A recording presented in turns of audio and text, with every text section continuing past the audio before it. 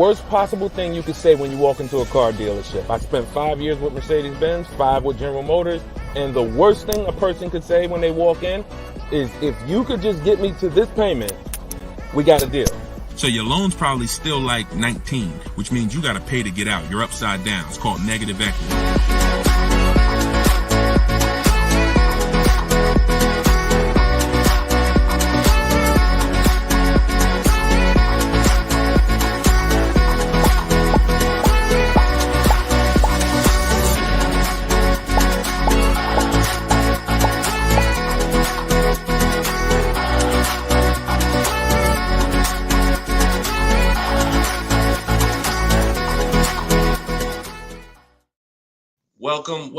Welcome to episode 10 of Car Shopping Questions and Answers. I'm your host, Deshone the Auto Advisor. We do these live streams throughout the day to make sure that you can get insider secrets from someone who was in the car business for more than 14 years. Technically, I've been in it since 2006, even though I left in 2020 to focus on educating anyone who's willing to listen. And so those who listen to me, you're going to see throughout this show that they get below market deals. They get cars in 30 minutes from home.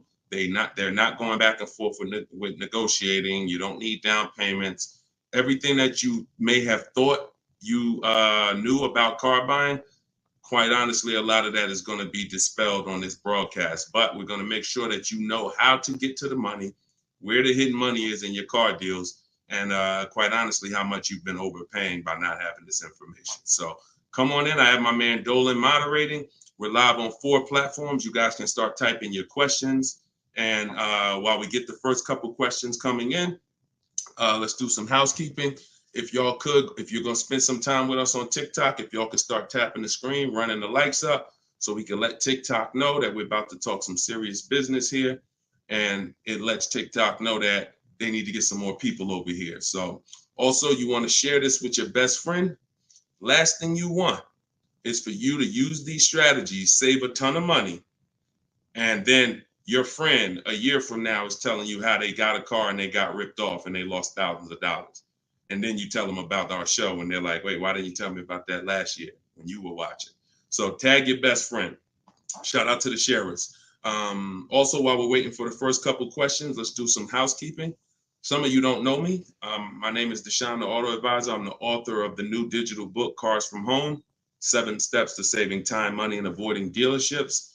We're rated 4.94 on Goodreads.com. Thank you to everyone who's rated the book. And we just got another rating, which is awesome. We appreciate it. And I'll read a little bit of it just so you can understand the magnitude of what's in this book. And everyone can get it for 75% off while you're here. But this one just came in. It says, this book is outstanding, a must-have for anyone seeking to buy, lease, or even sell a car. It's presented in a very professional, easy to follow, step-by-step manner that covers every situation from buying, leasing, paying cash, using credit, good credit, bad credit. Although I've purchased and leased several cars in my lifetime, I learned new tactics to obtain the best value for my money. Let's go. Appreciate that review, Barry. Thank you so much. So everybody, you could get yours in my TikTok bio or my Instagram bio. You won't leave the broadcast, but get there before the 30 minutes is up so you can get your 75% off. And you can get it in the YouTube or the Facebook comments. We pinned the comment for you so you can get it. And then we'll actually throw this banner up so that you can scan it with your mobile phone camera. If you happen to be watching us on TV, you can scan that QR code right there. All right. So once we get the first question, Dolan, you can shoot it in, brother.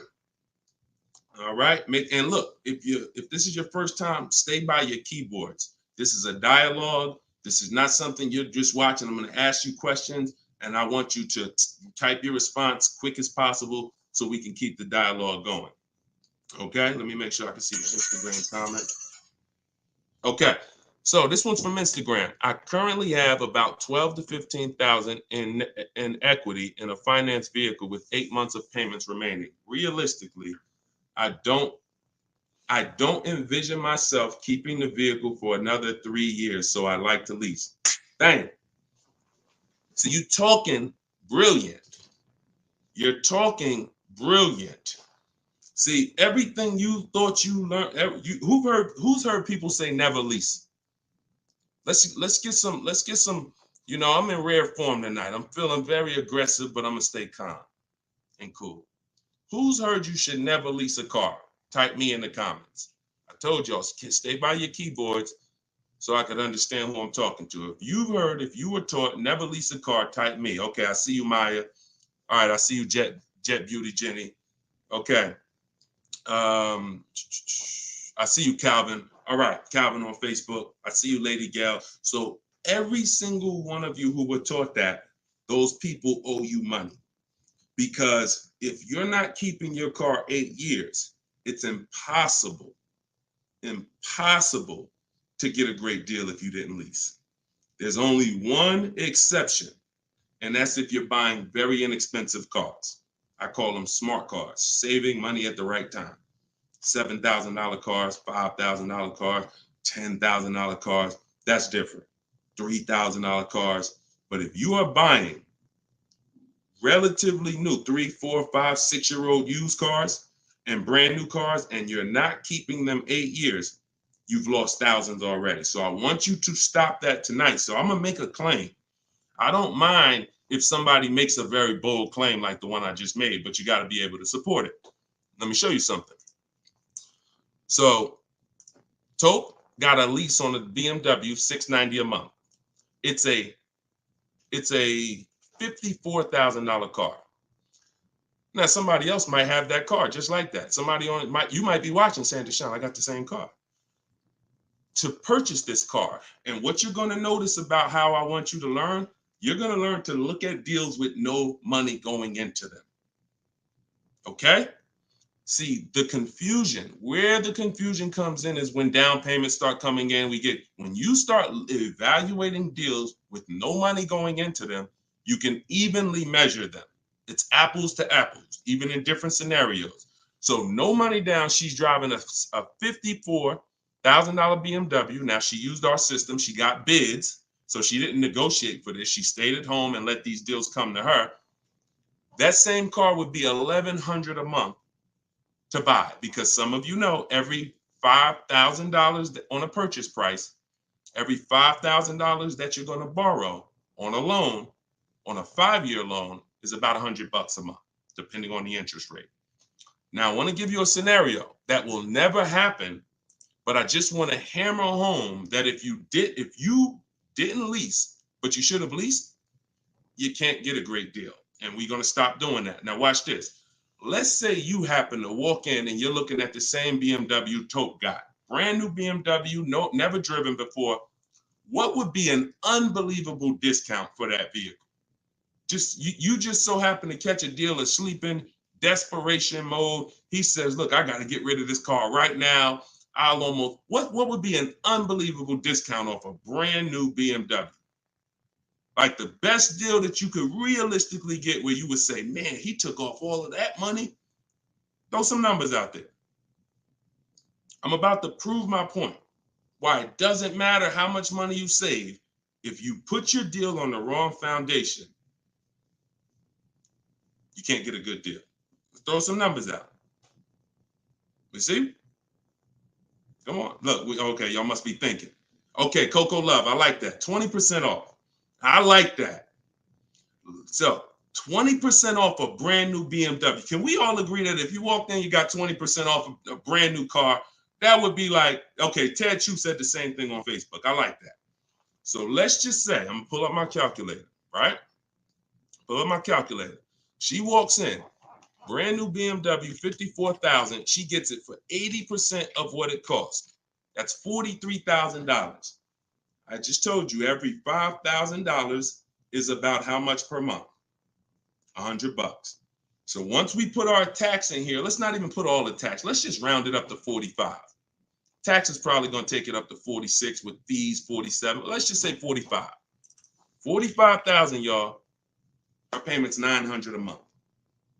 5-year loan. That's with an unbelievable, never before seen discount. Remember that too. What is Tope paying? No money going into the deal. Do you see what I'm saying? Or if it's clicking, type clear. If it's clicking, that's an unbelievable, unheard of deal. Brand new BMW, desperate price. Please take it. I'm paying you to take it. Take 20% off the price. Here you go. You leave thinking, man, I won. I'll never get a deal like that again. What's my payment on this thing? $900. Take a 6-year loan. It's probably $800. Toke paying $690. This is what I'm talking about. It is it does me or you no good for me to show you how we get bids, how we make dealers bid for our business, how we shop for new cars, how we shop for used cars, how we make banks and credit unions bid when you miss this. Lease, if I don't lease and I should have leased, no way to get a great deal. So that's why, and we could throw one more scenario in here, because some of you like Deshone, but I don't buy brand new cars. I know what you're thinking. Let's throw one more scenario. Let's say we get a great price on a used one. That same BMW, used one, great price on a used one. Let's say we knock 35, 40% off the price. 40%. Say we find a 40%. I don't want anyone to accuse me of saying, Deshone, these numbers are just a little too, you're skewing the numbers. We're going extra unrealistic in terms of trying to show, right? So we get a nice BMW, new, good mileage. We knock 40% off that price, $54,000. We pay 60% of what it's worth. That's $32,000 we're paying. With taxes, it puts us at $35,000. What's our payment? $35,000 on a loan. Every $5,000 is $100 a month. What's the payment? I got you, Jet Beauty. I'm doing this for you. She said, one more example. I gave you the brand new lease that Toke got. I gave you the brand new. It doesn't matter. You could go and be knock tons of money off on a new one. And here's the used one. $35,000. Every $5,000 is $100 a month. A payment $700 a month. So people are pulling up. Imagine 3 people pulling up side by side. Toke is in her new BMW 2024, paying $690 a month, no money down. Another buyer pulls up next door that never learned about leasing, but is not keeping their cars long term, because there is a place for buying. It's not about, everyone should be leasing. It's the 8-year rule. I'm talking about you short-term people. You're not keeping your cars 8 years, yet you believe the lies that you shouldn't be leasing. We're going to scrap that tonight. If you're willing to unlearn, tonight will be the last day you believe that bad information. So $690 a month, Toke pulls up. Someone pulls up next to Toke, got a phenomenal deal, think they won. Hey, we got the same car. Oh yeah, man, how much you get? You're not gonna believe this. The dealer gave me 20% off this thing. Oh, that's incredible. How much is your payment on that? Oh, I'm paying $900. Oh, really? Okay. Yeah, no money down though. No money down. Okay, what you paying? I'm paying $690. No money down. Oh, okay. Wow. Other person pull up in the used one. Oh, y'all got the new versions. That look good. That look real good. How much y'all paying? Oh, I'm paying $690 for the new one. Oh, I'm paying $9. Oh, I'm paying $7 for the used one. Do we understand how bad Tope is winning? So you keep believing that old information. It's cost you thousands of dollars. Cost your family thousands. I hate to be the bearer of bad news, but I'm also the bearer of good news. Because if I don't tell you, who's going to tell you? At least now you can actually make the changes and actually change your behavior and stop listening to people who rant about things but never talk numbers. Never talk numbers. They just rant and say, don't do this. Always do this. Never talk numbers though. So this is it. First step, I'm glad this is all based on this first comment we got from Instagram. Don't envision yourself keeping the car 8 years, even 3 more years, then you need to be switching to a lease tomorrow. No point in staying in it. No point in staying in it. All right. Go ahead. Shoot the next question up, Dolan. I think we went deep enough on that first one. Okay. This is the 7 p.m. live show. This is our first live show in the evening. If you see the banner on the actual show, that means we rebroadcast it, because we do rebroadcast these shows all day, so you can tell your friends, even if they can't catch us live, they can watch the show. But yeah, right now we're live, so keep typing your question. Look, Marika said, "Wow, I understand. Yeah, I understand. You're pulling back the veil." All right, this one's from Instagram. What's your opinion on the current car market with leasing? See, I can show you better than I can tell you. Those who don't know how to get great deals, there's no deals to them. We've been hearing this since the very, very beginning. When I started teaching people in 2021, we were hearing there's no deals out there. Felicia came in. She was our first person to use my stuff. She got a BMW X1. And she got it $1,950 off. That was in January 2022, middle of the pandemic, when there was blood in the street. Blood, everybody who came out the dealership, it was like you couldn't believe what you paid. And God willing, you didn't have to buy in those scenarios, or if you use my strategies, you did okay. But those who had to buy, I told you how dangerous it was back then, because dealers were charging 5, 10, 15 grand over sticker and getting it. Meanwhile, Felicia came in, she got a $1,950 discount off a white BMW, not a purple one that no one wanted, white one. Bonita, I always use Bonita because Bonita was middle of the, look, 2022, December 2022. Got 600 down, 600 a month on a brand new Kia Telluride. So our vantage point is different. I get it. To you, yo, there's no deals out there. To us, it's never been no deals. It's deals everywhere. Everywhere. Look, Frena. Some of you saw Frena. Just got a brand new lease. $579 a month. $65,000 vehicle. Ridiculous deal on a Jeep Grand Cherokee Hybrid. Ridiculous. Under 1% lease deal. So, I mean, Deshone, what about purchasing though? Well, it's easier to get purchase deals because there's no lease program. All you need is a huge discount from the dealer. When you're leasing, you need a huge discount from the dealer and a good lease program. So, but here's Sean, $73,000 F-150 Lightning just recently. Look, $20,000 off he's getting. It's just what you know. And I'm not the most proud of the fact I can get deals. I'm sure there's probably not one of you who doubt if this guy was in the car business, worked for Mercedes, worked for General Motors, he's clearly good at this. Of course he can get deals. That's why I don't even talk about the deals I get.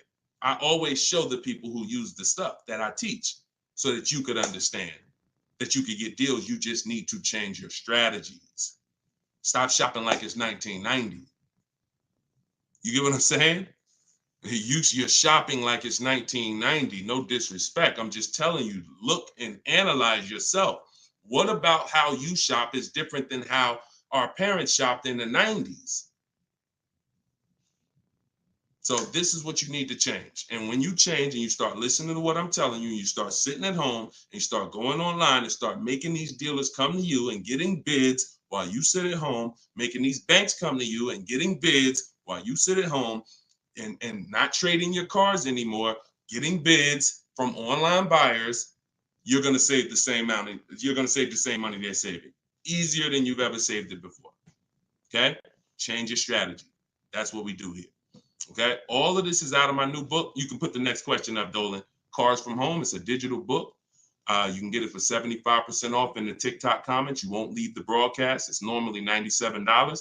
But you get it for $24 as long as you get there before the 30 minutes is up. It'll be in your inbox. Same thing in my Instagram bio. Click the link, grab your copy, and then we got comments in the comment section. We have the link pinned for you guys on Facebook and YouTube, so you can get your copy for 75% off. Okay. TikTok. How do I know what the percentage is for lease deals for Mercedes-Benz? When I return my lease, do I have to replace the tires and brakes? If they're bald, yes. Or you're just going to pay for them. And the same thing that would lose you money if you own the car, lose you money if you're returning the lease. If you have a big dent on a car and you go to sell it, people are going to take off money for that, right? If you go and sell a car and you like, hey, yeah, I want to sell this car, and everybody looks and the tires are completely bald, they're going to take off money for that, right? Exactly. So you have to, now you don't have to run, now most leasing companies give you wear and tear. So I know you may have been thought, oh, I got to keep a lease perfect. No, absolutely not. They give you normal wear and tear. They allow you to have normal wear and tear, scratches, dings, you can even run the tires down pretty low. But when you start getting excess wear and tear, bald tires to the point where they're dangerous, dents, big dents, cracks in the glass, this stuff you're going to be billed for. And that's perfectly natural. Now, in the case of what is a good lease deal for Mercedes-Benz, it's not brand specific. Watch this, y'all. A good lease deal is a good lease deal no matter what. See, the name of the game with leases, if you're not keeping your cars 8 years, because there's a different way to win with cars, and that's keeping them long enough to where they're not depreciating a lot anymore. That's usually going to be at least 8 years before you start winning, and you can catch up with the good deals that lease people are getting. You see these payments they're paying. You saw the scenarios I put when, buying the used car, leasing, getting a great deal, buying the new car.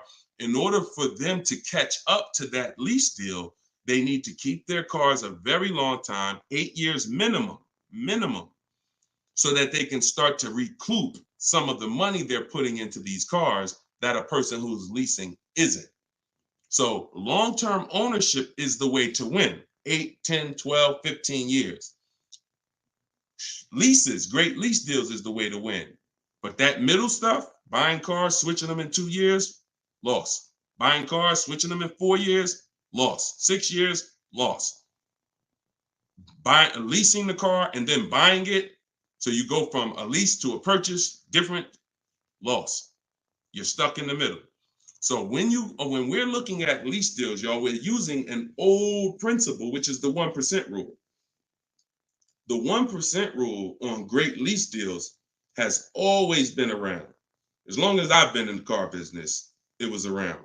So if your lease deal was 1% of the MSRP of the car with no money out of pocket, you stole the car.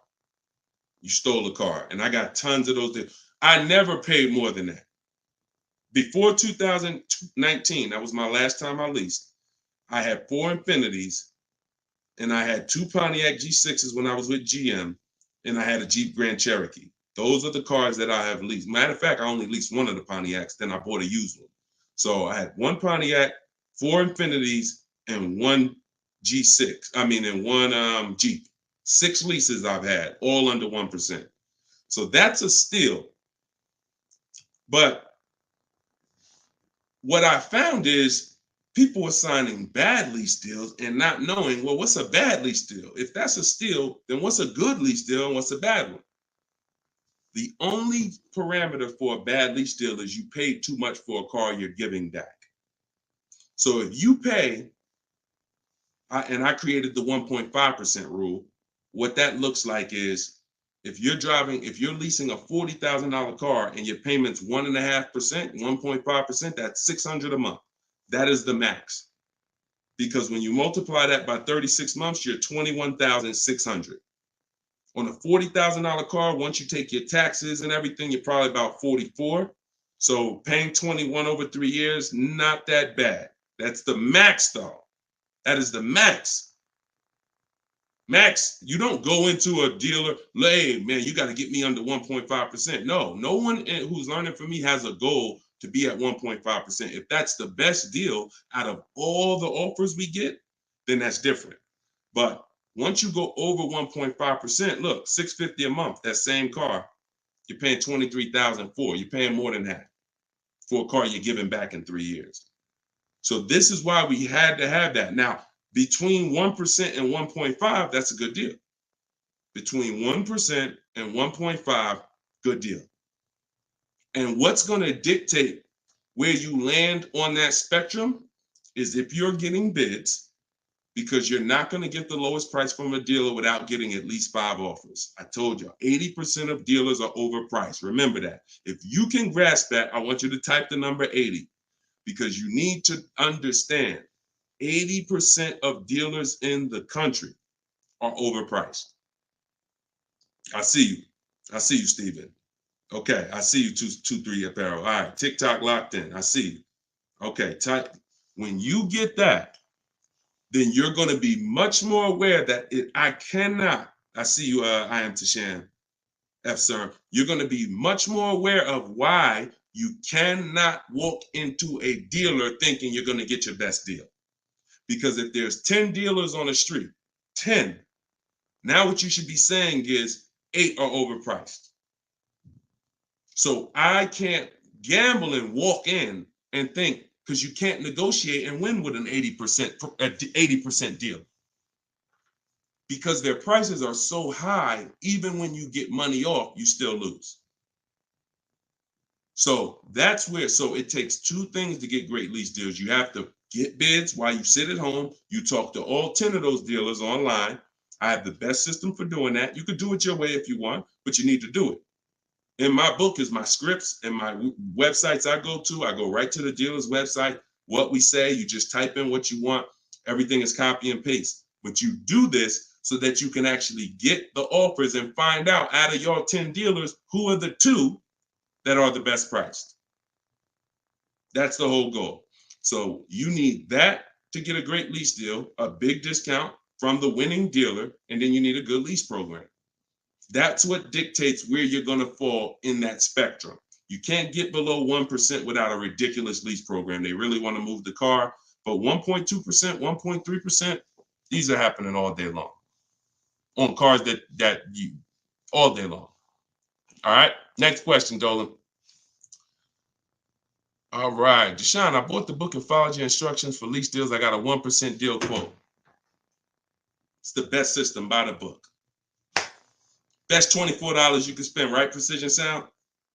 See, I swear when I was putting the book together, I priced it at $97 because I said this book is going to save somebody so much money. It's not fair to have it priced like other books. I got tons of books here.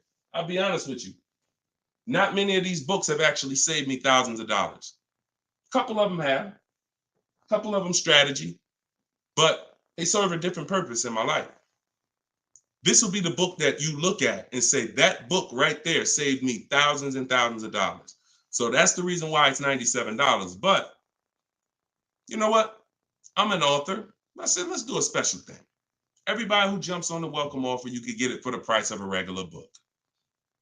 There you go. But I'm glad. 1% lease deal. Congratulations. Great job. Enjoy it. Enjoy it. All right, next question, Dolan. Can you use your system out of state? Ted, great question. You're going to find that you're going to become very comfortable dealing with dealers out of state. Because, and I'm going to tell you the truth, a lot of dealers that are close to you, when they see your zip code, they've already determined and made up in their mind how much they're going to discount, or if they're even going to discount, based on where you live. If you're 20 minutes from them, why do I need to give you a discount when I know the average person shops 2 dealers before they buy? Now, I don't want you to be average. Let the average people get average deals and above market deals, but you're not going to get below market deals doing average things. I'm going to say that again. You're not going to get below market deals doing average things. Most dealers know, this is NADA research. This is the company that studies car buyers. People shop 2 dealers and then they buy. So if I'm sitting here watching you and I see a zip code, I'm not going to give you a great, especially if I'm an 80% dealer, forget it. But when you start talking to these dealers that are 45 minutes away from you, an hour away from you, now they'll never see you without the online tools. And what we want to do is these smaller dealers that are usually that don't have the foot traffic, we want to give them the opportunity because they want to be able to compete with the dealers in the city.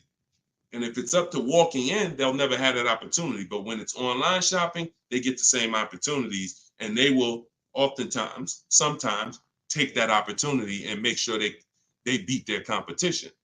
going back to Sean's deal, very important to see this. Sean posted in our groups. We have a private group. He said, I haven't seen the other. I said, I haven't seen the other offers. This is when he showed me he was saving 20 grand. And he said, you know, what do you think about this? I said, you're saving 20 grand. But I said, I don't know what the other offers are. Because what if you could save 25? Don't get excited about one offer. You got to get 5. I sold a car, a Maybach, and years ago, it had a $20,000 rebate on it. What if this car had a $20,000 rebate? We don't know. So he said, look, I got 15 offers. See, the difference is when you're using an online system, you sit at home and you start learning how to go on these dealers' website, copy and paste what you want and get these offers. You're going to be like, dang, I could get 5 more offers just like that. So he got 15 offers. Now check this out. This is what's important about this question you just asked, Ted. I couldn't find anything under MSRP locally. He expanded his search to 150 miles and he found this deal. So a dealer that was over 100 miles away from him made him this offer. None of the dealers close. Very important. So you want to get comfortable shopping out of state. And when you know how to do it the right way, especially on new cars and leases, it's easy because it's new cars. They're cookie cutter. You know, everyone has the same. Little bit more precision when you're buying a used car. But even that, don't be scared. We've had plenty of people drive an hour to get a used car, hour and a half. If that's where the best price used car is, if I'm saving $4,000, I'm gonna go over there. I'm gonna get a hotel room for $60, and I'm gonna get my car. I'm going to where the money is, not staying here because I want to be comfortable and I'll just pay more because I just want to be convenient. You know what I'm saying? Great question, though. Go ahead, Dolan. Next question. Steven, you clicked that picture of me. He said, what do I click to get the book? Click that picture of me. Even on Instagram, there's a picture of me at the top. And you can go right to that website and you'll see a button at the top that says get the book for 75% off. So get your book before the 30 minutes is up so you can get your 75% off. This is Thomas on Facebook. What's your opinion on military members using this method? I move every 3 to 4 years. So do you think it's wise to get rid of my car note to own and lease? It's a great question. You need at least 3 years. If it's 3 years, that's fine. I don't want you trying to worry about breaking a lease contract 2 years in, or a year and a half in. If I knew it was shorter than that, then I wouldn't be investing a lot of money in cars. I'd have like a, $10,000 car, $8,000 car, because you can't replace cars that fast. Some of you know I do this all the time. I show you, this is the depreciation scale. Whenever you see this, you think unseen. This is the unseen expense, the depreciation scale. This is why when you buy a car for $30,000 today, what is it worth tomorrow? If you buy a car for $30,000 today, I want to teach you how to see the hidden money. I call this the hidden money, the unseen expense. You buy a car for $30,000 today, what's it worth tomorrow?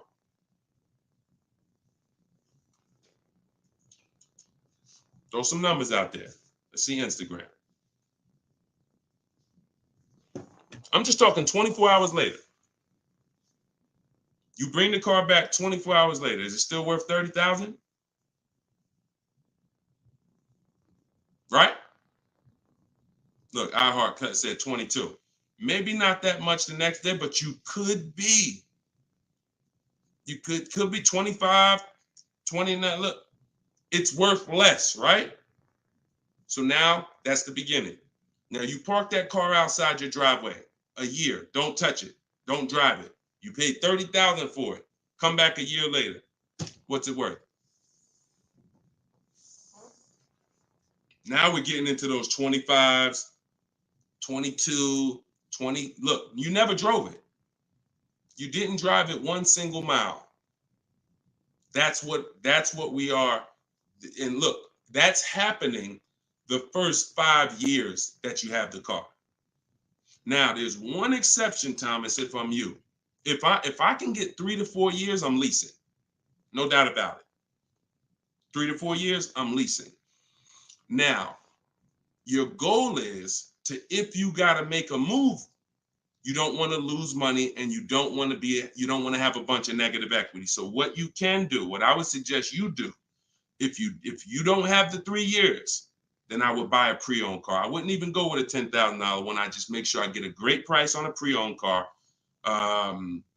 so that with pre-owned cars, you can swap out and you don't lose. Compared to someone who's leasing, though, you will, because you're going to pay about the same amount they're going to pay, but they're going to have a brand new car and you're going to have a used one. But that's the risk you have to take, because if you try to lease and then you end up having to get out of it in a year, no, can't break that contract that easily and you're going to lose money. So if you got 3 years, I'd lease for sure. If you only got 2, then I get a great deal on a pre-owned car. And then that way I'm safe. If I do need to get out of it, I can sell it and probably break even within a 2-year period, because it's not going to depreciate as much as a used car. I mean, as much as a new car. Okay? If you got 3-4 years, man, lease. When a lot of you, when you realize I'm not talking to you who are keeping cars 8 years. If you have a car outside your house for 8 years or longer, type me. Matter of fact, type K. We call that a keeper. You got to be able to distinguish the difference in these scenarios. Anything outside your house for longer than 8 years is a keeper. We're not even comparing leasing. But when your kids come to you and say, Mom, Dad, I want a car, we don't automatically make them this is going to be a keeper. You're going to keep this thing for 8, 9, 10 years. No, I'm not. I'm going to keep this car maybe 5 years. Okay, then you should be leasing. Okay, your spouse. Me and my wife did it all the time. We had one car that we bought. That was the Pontiac G6. And then we would lease a car and we would rotate the lease. So you can have both. But the key is knowing every time you're about to buy a car, the first question is, how many years am I keeping the car? And if it's not 8, then you should be shopping for great lease deals. If it's 8 or more, then you should be buying. Very simple rules, boundaries based on numbers. All right. Go ahead, shoot the next one up, Dolan. Great question, Thomas. And anybody who's in that situation, that's a good strategy for you guys to follow. YouTube, 6 months left on my 36-month lease, 12,000 miles per year. Things came up and I had to use the car every day, 99,000 miles so far. What can I do? You pay. Now, what you can do is you're going to do an equity assessment. There's 3 ways you're going to work that you compare this. 3 ways, and you're trying to see which one is you're going to bite a bullet because you use the mileage. And again, I want to make it clear, had you purchased the car and put that same amount of mileage on it, your value of your car wouldn't have been like this. That's the average driver. Average driver, their value's dropping like this. That's average. You lose, a couple thousand every year, 5,000. You lose percentages. 20% the first year, 15%, 10%, 12%, 10%. That's the average driver. If you bought it, you'd have lost probably 25% in 1 year based on the way you drive. So it's not a matter of, I leased, I shouldn't have leased. No, this is what happens if you don't cater the lease to the lifestyle. And sometimes you have a lifestyle change, but it doesn't change the fact we have to account for the mileage you use. So we're going to do an equity assessment. You're going to see, if I sold this car, because the reason you're going to do this first is because you want to see what the highest bidders would pay. CarMax, Driveway. This is step 2 in my book, equity assessment. CarMax, Driveway, Carvana, Kelly's Blue Book, instant cash offer. Do not use Blue Book. Please do not come to me talking about what Blue Book said your car is worth. We don't use algorithm sites. We get real offers. Cash offers is all that matters to us. Okay? Kelly's Blue Book, instant cash offer. AutoNation, sell my car, and Car Guru, sell my car. That's 6 offers. And you're going to get that after you get your payoff. Now, you're going to see how upside down you are. And once you see that, okay, I'm upside down, How many miles did you contract for? Oh, 12,000 miles a year. Okay, so all right. So once you see, all right, my highest offer is 23,000, but your payoff might be, 30. Then that means you're $7,000 upside down.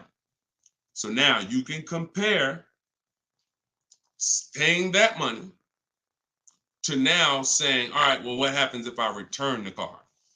Now, this is the second scenario. First scenario, when your over mileage is selling it.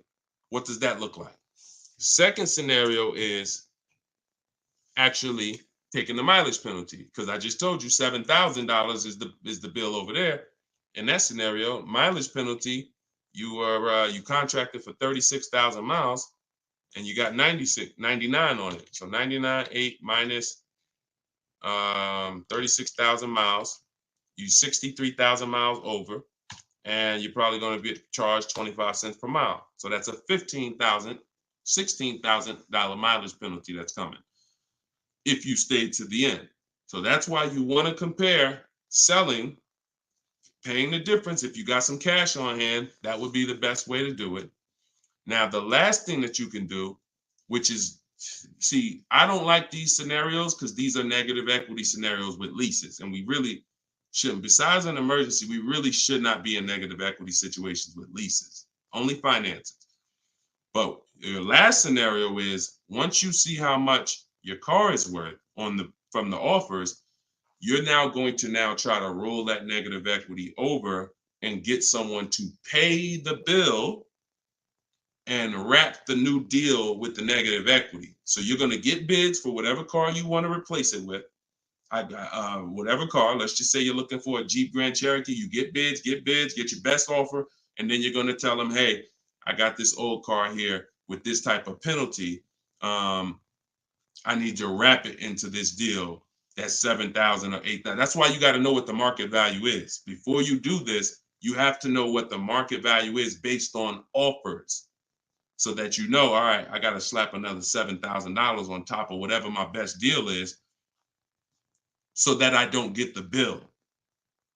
So if you can pay the bill, pay the bill. If you can't pay the bill, then you need to roll it into the next deal. But the last thing you want to do is drop that car off without doing what I'm telling you, because once that car is grounded, the bill is generated. It's nothing out of it. So everything you have to do is now, because if you ground that car with that mileage, the bill is automatically coming. There's nothing you can do to get out of it. So follow those steps, do the equity assessment.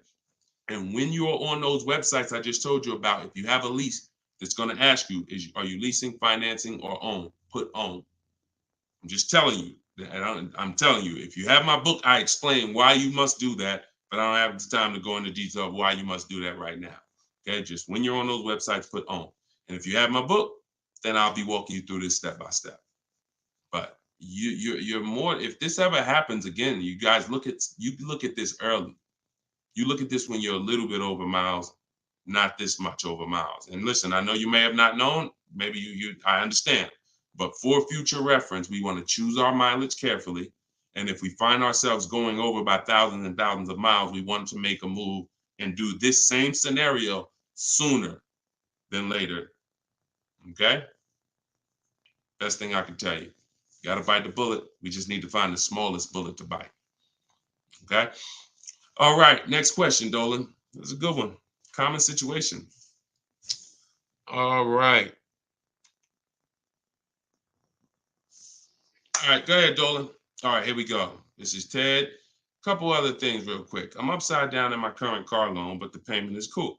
Still want the same or lower payment on the next purchases. This covered in the book. By the way, I already copied the book just in case I have to pivot. Wonderful. Wonderful. So I think you said you were switching to a lease, right, Ted? But you're upside down.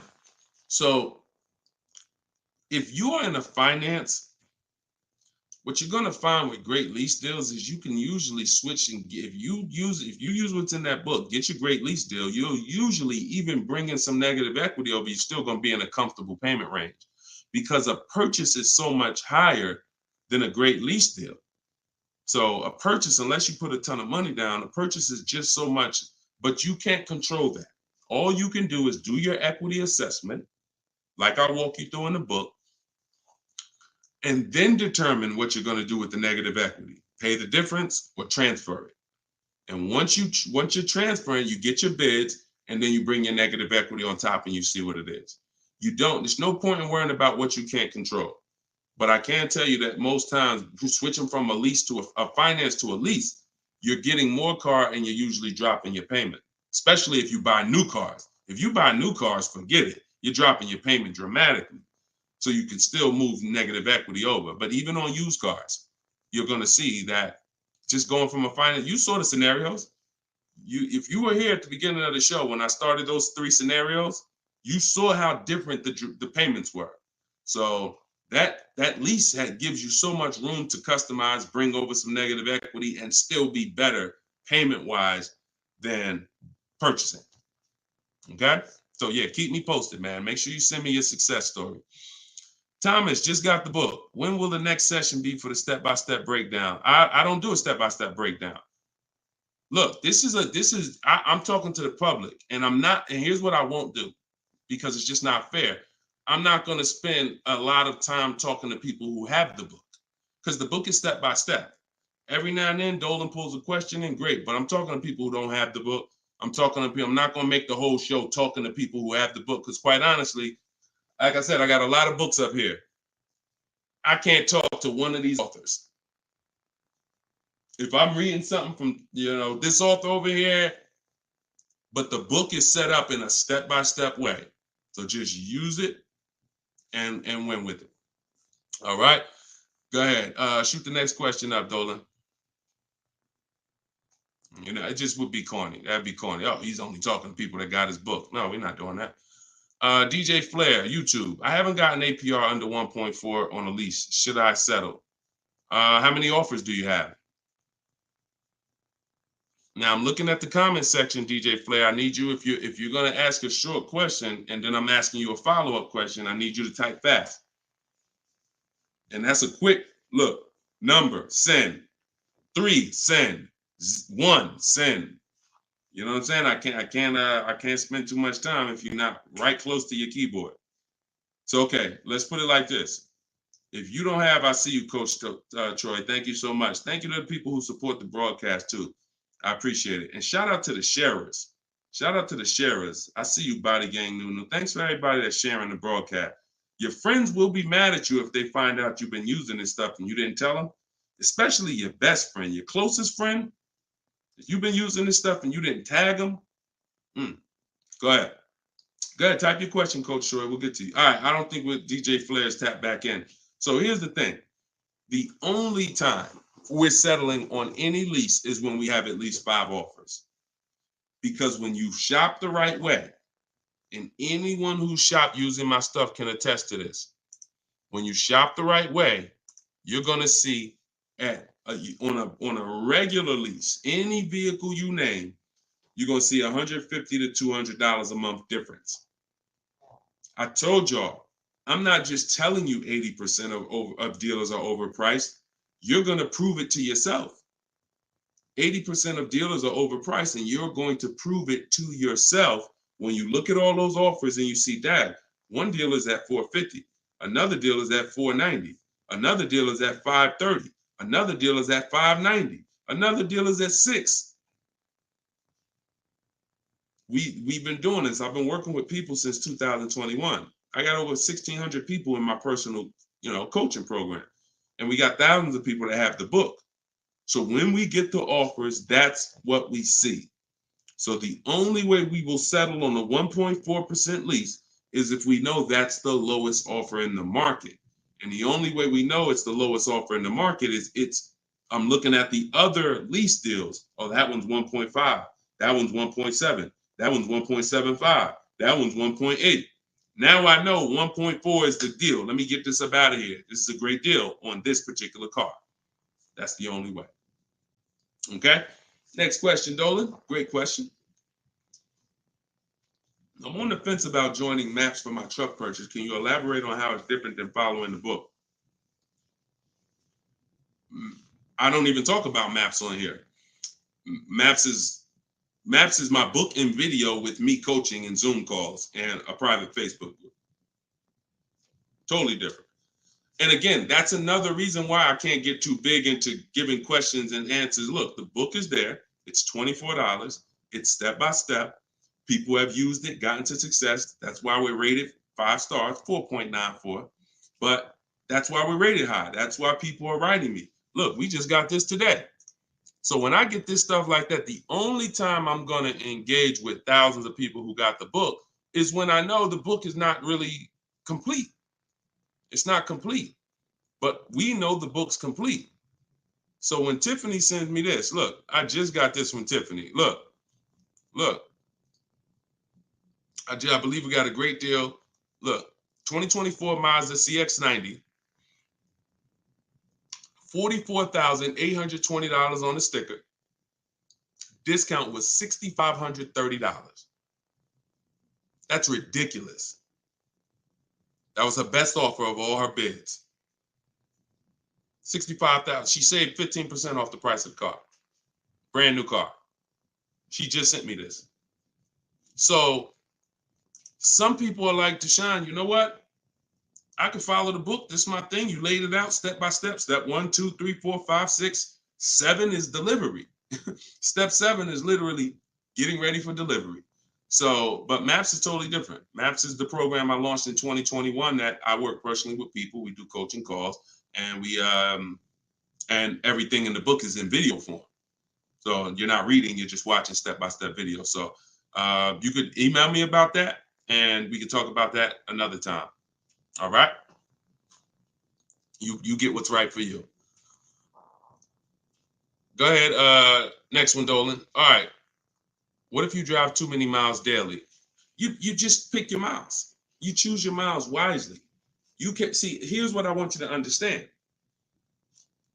Now, if you were on the show a little earlier, we talked about how you're going to pay whether you, and bring in, Dolan, can you bring in Coach Troy's question on TikTok? Here's what you have to be very clear on. You pay for the miles whether you purchase or lease. That's why I want you to think about that. Depreciation scale. If I drive 0 miles, my car is worth less in a year. If I drive average miles, it's worth less in a year. If I drive high miles, it's worth less in a year. Ain't got nothing to do with whether you leased it or you bought it. If you bought it, that's what's happening. So the purpose of the lease is to know I'm not keeping my car 8 years. So I'm going to look to replace the car while it's dropping in value like this. If I buy it, this is year 1, this is year 2, this is year 3, this is year 4. Once you get about year 6, it starts to round out. You're losing less value, year 7, year 8. But you still need to catch up to the person who leased because they haven't put all this money in the car that you have. That's why it's the 8-year rule. But if you're like, Deshone, I know I'm not keeping the car 8 years. Your goal is to beat the depreciation in. How do I get a car without taking this type of loss? That's a lease. That's a great lease deal. Not an average lease deal, not these commercials. None of these lease deals y'all saw in the show today was based on a commercial. Nothing. They were probably thousands better. Do never look at commercials and think, oh, that's a lease deal. Absolutely not. Absolutely not. So what you're going to do is you're going to assess your miles, see how much you drive to work and back, how many days a week, and you're going to add that up over the year, and you're going to come up with a number. And if it's $18,000 a year, great. I worked for Hyundai for 6 weeks, and I keep the story short, but I worked for them for 6 weeks. I was a manager there. Owner ended up getting indicted. Straight up highway dealer. Like I would never, it's the only dealer where I said, whoa, this ain't for me. No way. Got out of there in 6 weeks. Gave them their car back that they had me driving. I said, I appreciate it. God bless you. So I end up getting, I had a person who was dropping off their lease. And I was doing the paperwork to ground the lease for them. Hey, I was doing the work to ground the paperwork, and to ground the lease, and I saw that he had like 70,000 miles on the car. And I said, "You lease this?" He said, "Yeah, man, I always lease." I said, "Wait, you in sales?" No, he told me. He said, "Yeah, I'm in sales. I drive over 20,000 miles a year. I used to buy my cars, and I just be, all this negative equity. I had to put big down payments. I just, once somebody showed me about leasing, I never stop. I pay my payment, I bring it back after 3 years, get a new one every 3 years." I said, "Wow, that's crazy." Then I looked at his payment, and I saw his payment was only like $150 a month more than a normal payment. It wasn't $500 more a month. It was $150, $175 more to get the additional mileage that he needed. I said, "Man, I'm telling everybody about this," because I had high mileage drivers coming in with same amount of mileage on that he had, 70, 80,000 miles, except they bought it. And now I'm like, "Hey, you got like 12,000 negative equity because your car, you got so many miles on it." And they're like, "Yeah, I know." So before I learned that about high mileage leases, that's what I used to do. I didn't understand it, but now forget it. And that was back in that was 2016. So everything I've learned, I bring it to the public, and I've learned from seeing bad scenarios. So no matter how many miles you drive, as long as you're not doing like Uber or Turo or something where you're renting the car, you're just putting like as many miles as you can on it a year, and you don't really know how much you're going to put on. As long as that's not the case, it's predictable, then for sure. I have 2 strategies in my book for high mileage drivers that don't keep cars 8 years. 2 strategies: high mileage lease, and then something I call 2 cars, 1 payment. High mileage lease, 2 cars, 1 payment, where you split the mileage. You have 1 car you buy, and then you pay that car off, and then you have 1 nice car that you lease, 12,000 miles, and you just split the miles. Either way, stop buying. And now, one more thing, and put the next question up, Dolan. Now, if you're a high mileage driver and you are an 8-year person, great, no reason to lease. There's plenty of cars out there. You buy a car that you can drive 25, 30,000 miles a year. That'll last you 8 years. No reason to lease. See, if you are keeping your cars 8+ years, forget about leasing. If the person who you want to shop for is 8+ years, no reason to lease. I'm only talking to you who are like 6 years, 5 years. Deshone, I'm not keeping it 8 years. You are the ones losing thousands of dollars by not leasing. All right, I see you. All right, so this is Coach Troy from TikTok. And we're live, y'all. Just in case you know, we're live for a couple more minutes. This is our 7 p.m. live. We whenever you don't see the banner on top, you know it's live. Whenever you see, because we rebroadcast these shows because a lot of people can't make them, so you can catch them on pretty much any of our platforms. You can watch the replay, watch the rebroadcast. But we are absolutely live right now. So for a couple more minutes, you can type your questions. This is Coach Troy from TikTok. I have a lease now. My lease is up in June. My credit fell to 573. Can I go for a finance? What I do is I'd get a smart car right now, saving money at the right time. Now, if you have a strong car payment history, that weighs on your profile. Mercedes, tell y'all a story about Mercedes. Mercedes, if you paid Mercedes, your whole world could be crashing down. They'll approve you again. So I would have people come in and say, Deshone, or they'll call me and say, Deshone, my credit's not where it was when I got the Mercedes a couple years ago. What do you think? I said, well, how was the payments on the Mercedes? I never missed one. You're good. Maxed out credit cards don't matter. They look at that. So if you paid the car payment, I go for a lease. If you missed a couple car payments, but if you missed a couple car payments, I'd go for maybe a less expensive lease. Possibly 573 is tough. You need a lot of stuff to weigh, because I have something I teach. It's about profile, not just about score. So profile is how long you've been on your job, the money you make. Probably the 2 biggest indicators are payment history and credit score. But outside of that, that's not all it's based off of. So you got to kind of look and say, all right, if my credit score is low, do I have anything else on my profile that makes the profile look attractive? That could be, you know, that's usually either a car payment that you paid on time, or um, you only missed a few payments and they dropped your score low. If you got like 60, 90-day late, then I would tell you, okay, let's get an inexpensive car, $10,000 car, get something small. I call this a smart car. In my book, I refer to this as a smart car, saving money at the right time. Now, this is a setup car because you're in a rebuild. So your goal is to get the smallest car possible because you pay for size. You don't want to go out and get a huge SUV because you're going to pay for size. If you get something that was brand new, 25,000, I would get it, finance it, try not to get something too old.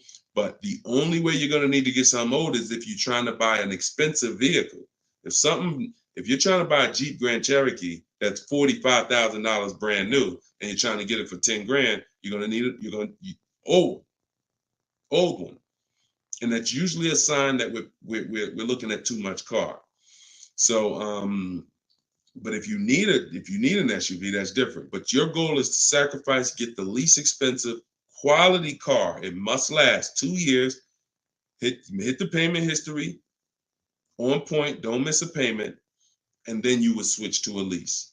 So I don't know enough about your scenario, but I kind of gave you a little bit. And in my book is the details of this: the smart car strategy, and shopping for a lease, and looking at your credit profile. So based on where you're at, you make your move. But either way, it's fine. It's not the end of the world. Tons of people are going to be rebuilding now.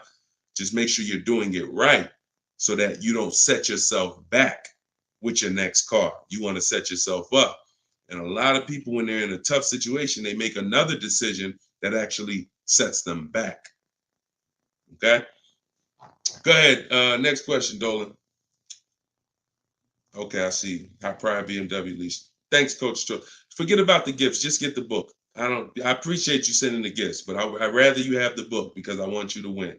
Okay, take all that money you just gave on the show, and I appreciate it, and get your book so you can make sure that you win for the rest of your life with cars. But thank you. Go ahead. This one's YouTube. Where's Instagram at? Instagram, y'all quiet this evening. Y'all started out the show with a lot of questions, and now y'all quiet. Let's go, Instagram. Type your question. And the thing about Instagram is, if you hit that little paper airplane next to the comment box, you can share this with like 30 of your friends. And I guarantee you, every single one of them will thank you. Every single one of them. We don't dance. We don't tell jokes over here. All we do is talk big money. Guarantee they'll thank you. So, all right. This one, Diana from YouTube. Am I liable for a vehicle that I didn't take possession of?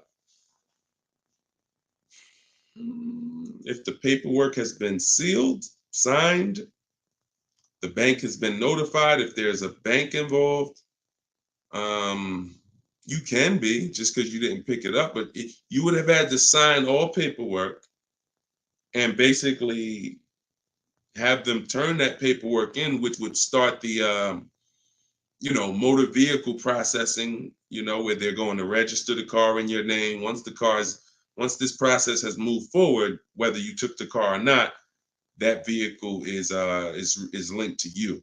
In which case, yes, you are liable. But yeah, it depends. I hate buyer's remorse. Buyer's remorse sucks, y'all. Buyer's remorse comes. You only get buyer's remorse two ways. You got a bad car or you got a bad price, or both.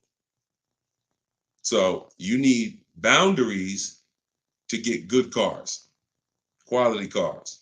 Choose the right cars that you're gonna like, gonna love, gonna enjoy, so that you don't regret the car. Boundaries to make sure you get a quality car, not a car that's gonna be in the shop, not a car that's gonna break down. Boundaries.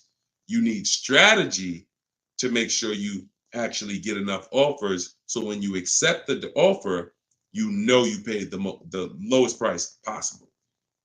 Offers. So those two things, two types of buyer's remorse: the car and the price. The car, that you're shopping, how you shop, choosing cars, taking your time, knowing what websites to go to make sure the car is quality, going to test drive the cars if you're leasing or buying a new car. That's the shopping boundaries. That's how you make sure you don't get a bad car. When you're looking at a used car, narrowing it down, title history, service records, accident history, and then the strategies.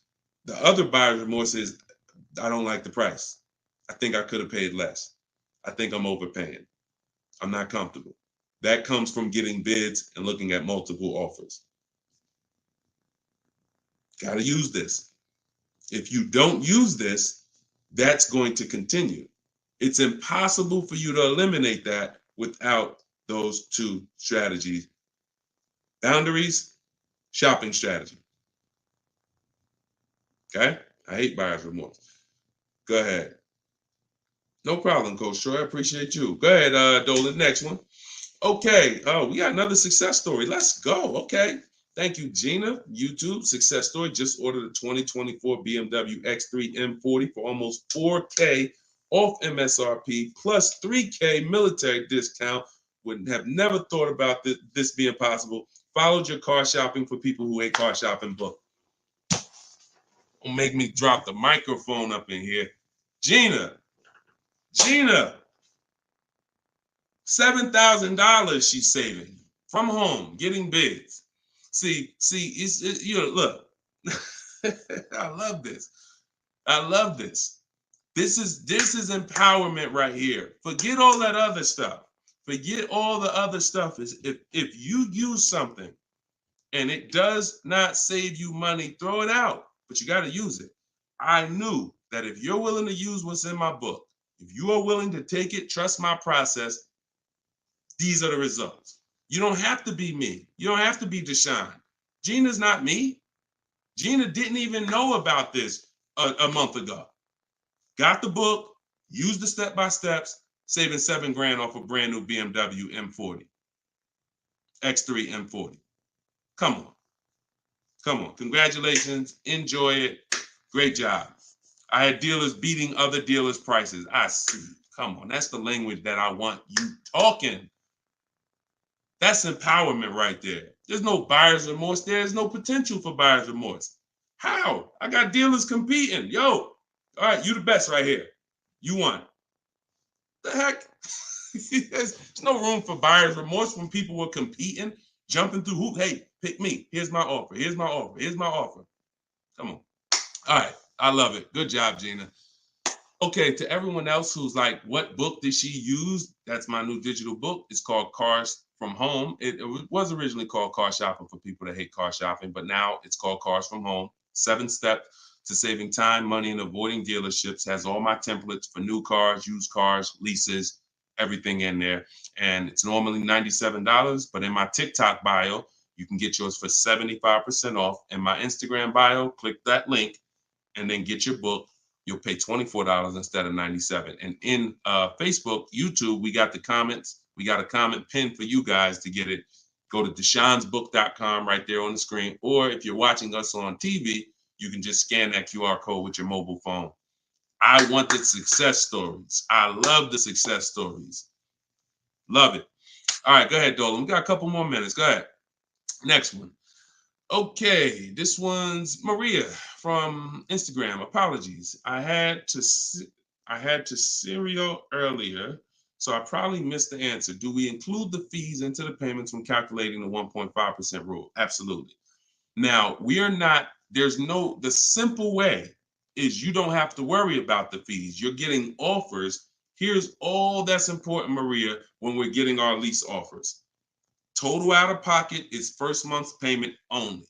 If someone submits a deal with no first month's payment, you $2,000, $3,000, because some of them will do that. Can you please, resend the offer with just first month's payment? Then 12,000 miles per year. Then we're getting at least 5 offers. And then what we're doing is we're dividing the monthly payment into the MSRP. Dividing the monthly payment into the MSRP, not the selling price. Doesn't matter the selling price. The selling price is what affects the percentage. That affects the percentage. You need the MSRP so you can judge the deal. MSRP. Divide that into the MSRP. That's all you need to know when looking at lease offers. So I can look at 20 lease offers from 20 different people, As long as they are using the format that I told them to submit me the offer in, I can compare 20 offers in 60 seconds, maybe 2 minutes. Boom, boom, boom, boom. All right, this dealer made the best offer. Very simple. Don't worry about fees with leases. Just do those percentages. Everything else will slow you down. All right, great question.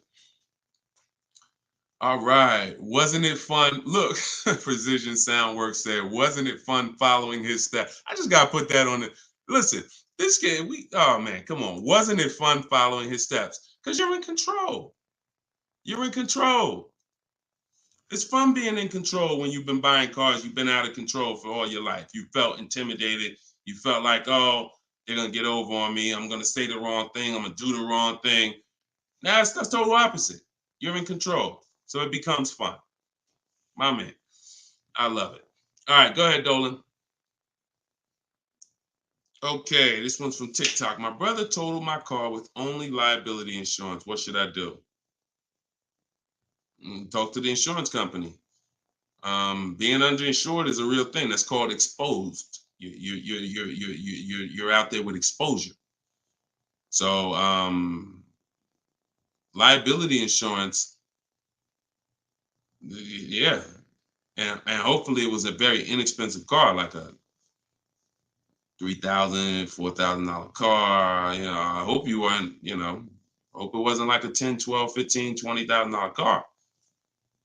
This is why insurance exists. I'm sorry to tell you, like that's some of the worst scenarios. But being underinsured is a real thing. So make sure you're using. I use a company called Insurify.com or Jerry to shop insurance. It shops all the companies for me because you should be shopping for car insurance every single time your car insurance is up. And but yeah, you got to be properly insured because these things happen.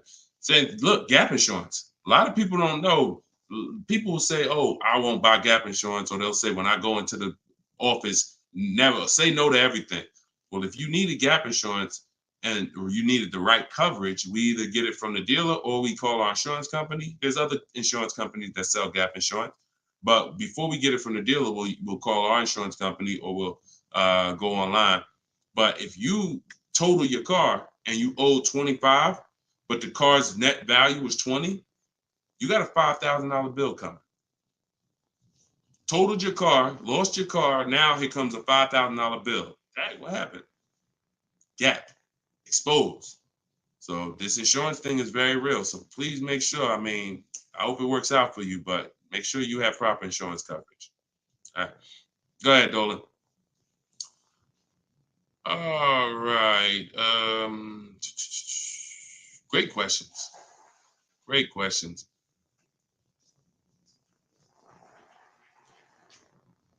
All right. This one's Thomas. I have come to an end of my lease. A new lease is too much for me. The buyout is about $25K. Give me some options. Unless you got 5 offers, that doesn't mean anything. See, the problem is you didn't get 5 offers. So you probably got a lease quote from an 80% dealer who you've been buying cars from, leasing cars from. You come in, hey, what's a new one going to cost me? They're trying to keep you high based on three years ago. Everybody was overpaying and they're trying to keep you high. They're trying to keep their profit. And you look and saying, wow, the new one's 700. Nah, I can't do that. I guess I'm going to do something different. Meanwhile, when you start getting bids, you'll see that maybe the best deal on that is 500. See, all of these deals that I'm showing you guys, you got to understand something. These are not deals that people are getting by walking into dealers. Look, this is Charles. He got a Hyundai Palisade, top 10 most popular SUVs in the country. $48,000 vehicle, $597 a month. $597 a month. Listen, and just so y'all know, we live right now. This is not a replay. So we are straight live. I want you to know when we're live and when you're watching a rebroadcast. Okay? Like, understand, this doesn't happen walking into a dealership. So when I usually hear questions like this, oh, I'm gonna buy the lease out, or hey, there's no deal, the new lease payments are too high. No one who's getting multiple offers are saying that, because what you would be doing is you would be flipping to another vehicle. Before I go from leasing, which is a value play. Leasing is driving brand new cars for pennies on the dollar. To go from that to buying a used car is an entirely different thing. Buying your lease is buying a used car.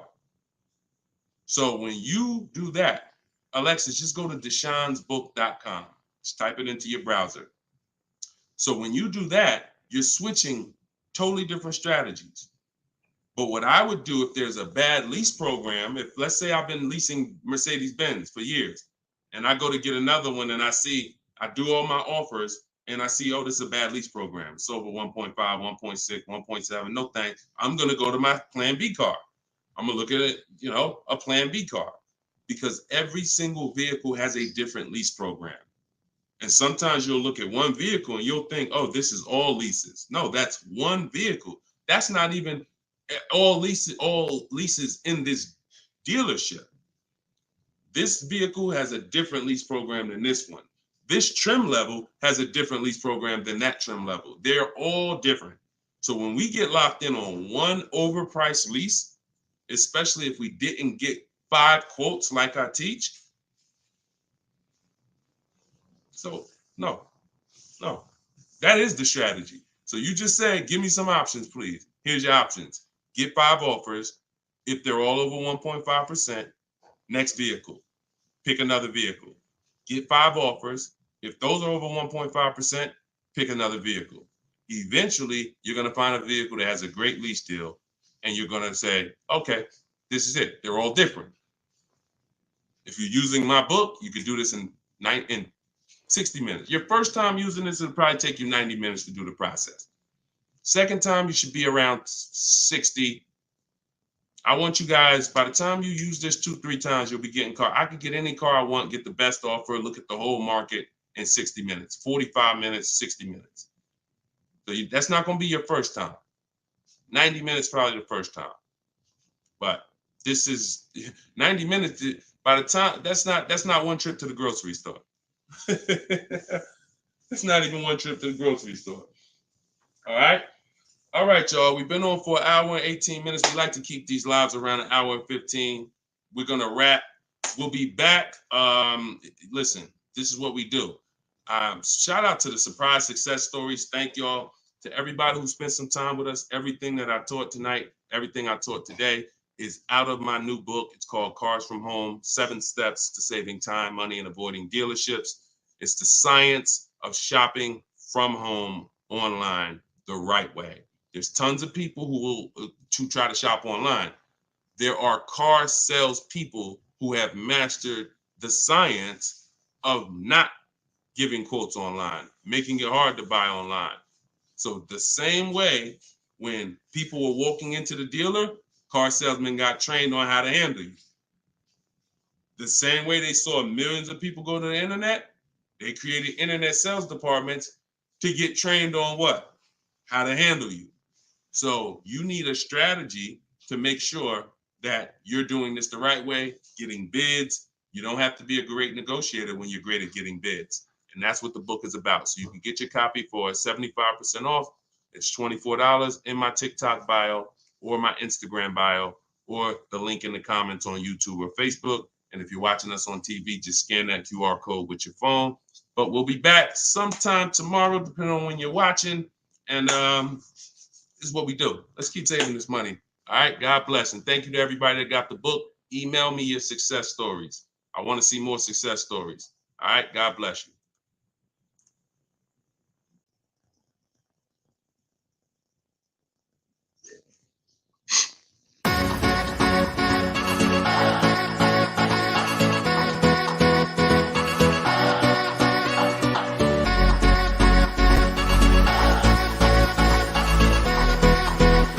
The worst possible thing you could say when you walk into a car dealership. I spent 5 years with Mercedes-Benz, 5 with General Motors, and the worst thing a person could say when they walk in is, if you could just get me to this payment, we got a deal. So your loan's probably still like 19, which means you got to pay to get out. You're upside down. It's called negative equity.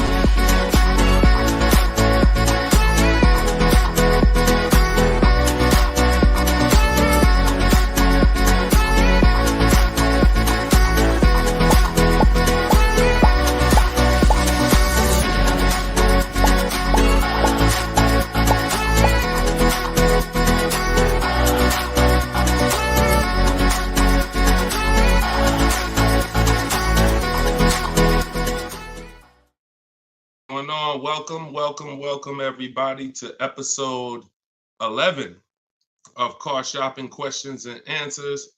I'm your host, Deshone the Auto Advisor. I'm just sharing the broadcast onto Facebook. We're live on all 4 platforms: TikTok, Instagram, YouTube, and Facebook. We do these shows throughout the day, and we do lives. If you see the banner above me, that means you're watching a replay. If you don't see the banner, that means we're live. You guys can start sending your questions in, and we will get down to the order of business, which is making sure that you have the inside strategies, the best strategies to car shopping online so that you can get below market deals. Good to see you, Miss Brooklyn. I see you on TikTok. Let me pull up Instagram. I like to see my Instagram comments. I got my man Dolan in the back moderating, and so he'll be pulling your questions in as you type them. If this is your first time on a live with me, can you type the number 1? First time ever on a live with us, can you type the number 1? And everybody who's been here, if you've been here before, can you type the word welcome so we can give a welcome to the first timers in here, to the people who've been here before. We got a lot of first time people. Good to see you. All right. And type a welcome to everybody who's been here before. Now, I always say you should share this with at least your best friend, because they will get upset with you if you start using these strategies, when you start using them and getting below market deals and they're out there fending on their own and overpaying.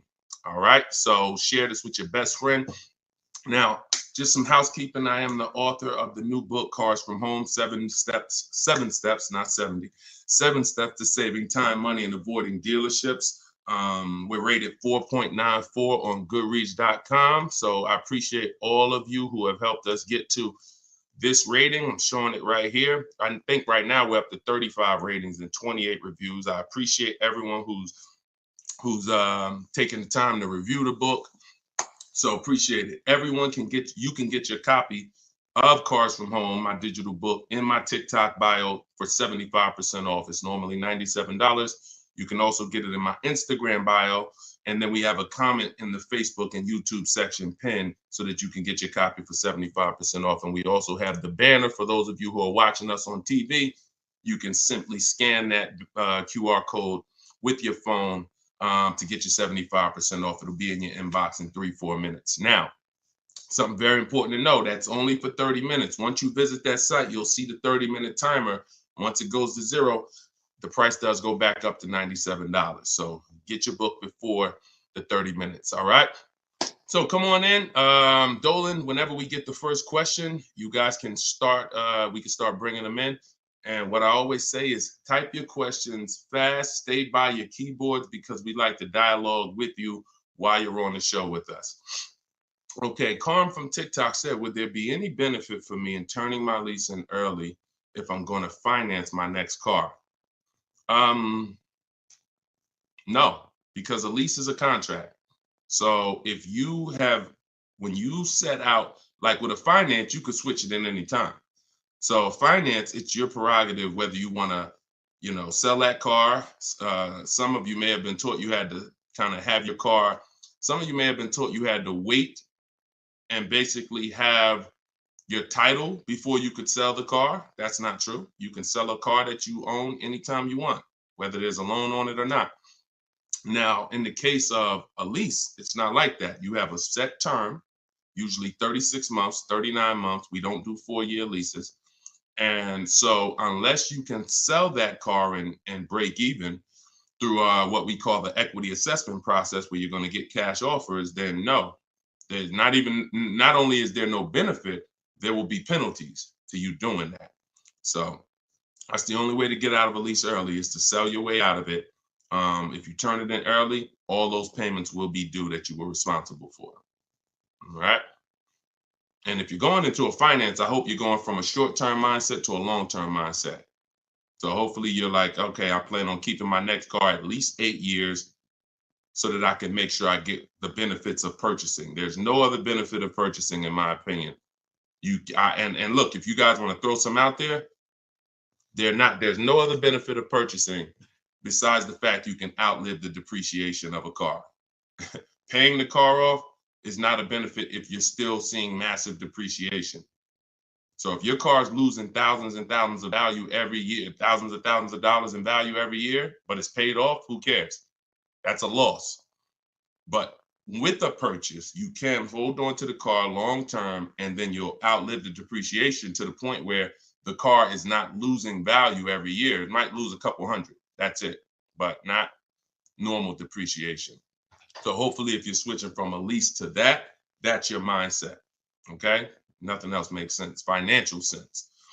All right, go ahead, Dolan. Next question. This one's from Instagram. Oh, wait, hold on. We got another one. Instagram. I extended my lease on my 2020 Jeep Grand Cherokee. I only pay about $270 and change a month, thinking I should buy it out. What are your thoughts?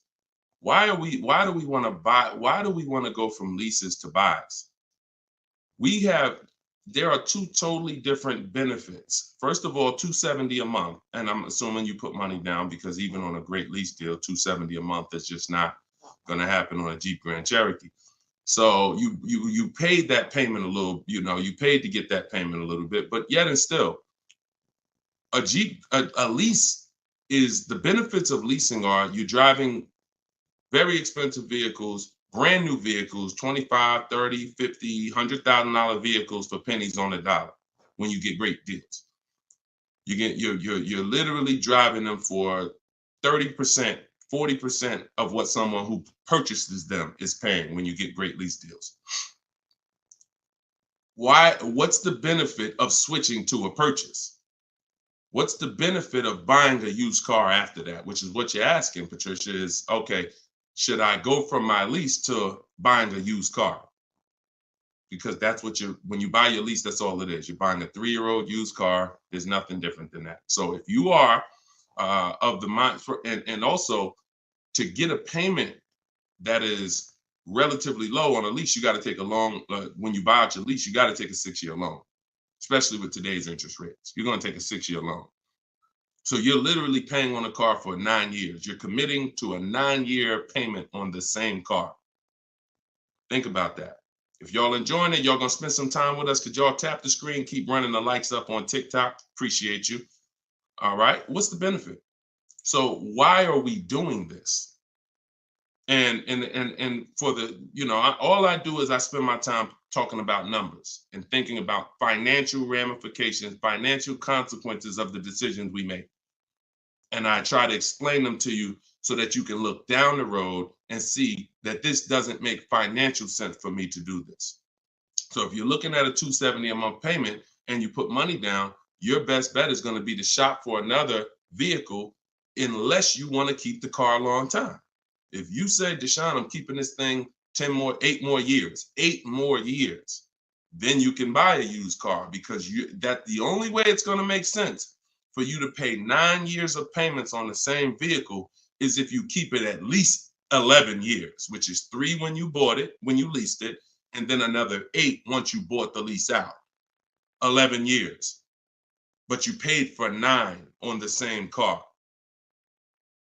So there's no good reason to do these things. Buying your lease out is the only scenario where you come in. I used to have people come in the dealer. Some of you who are new to the show, I worked for Mercedes-Benz for 5 years. I worked for General Motors for 5 years. I had my own new car brokerage for 4 years. So I've been in and around cars for the last, since 2006.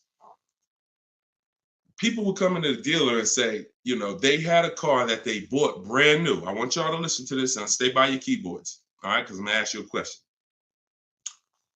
Somebody comes in a dealership, they're looking to replace their car. They say, Deshone, you know what? I want to trade this in for something different. I say, okay, how long have you had it? I had it about 5 years. Oh, so you bought it new? Yeah, I had it since it was new. Okay.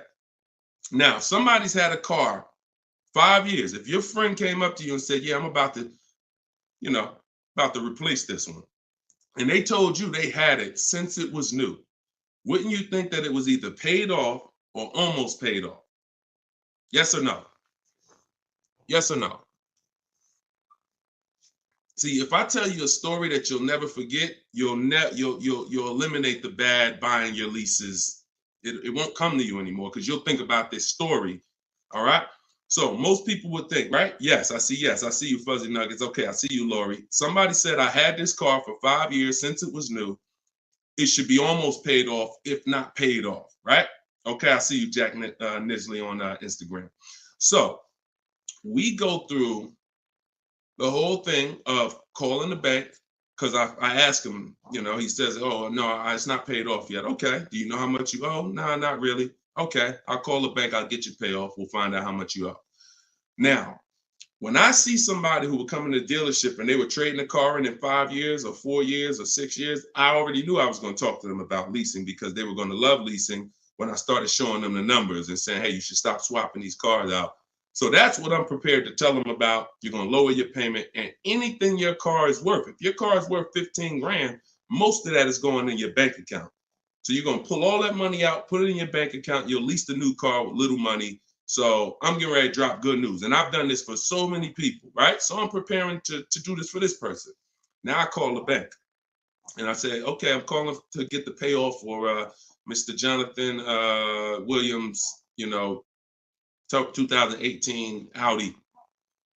Oh, yes, he owes $18,400. That's a problem.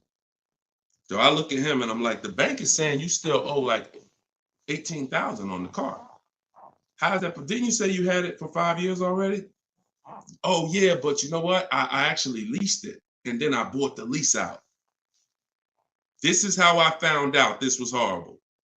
It's exactly how I found out. Wait, you bought the lease out? Yeah, I took a loan out, and See, this is the only scenario where you can have a car for 5 years, but because he took a 6-year loan or even a 5-year loan to buy the balance of the lease, he still has 3 to 4 years of payments remaining.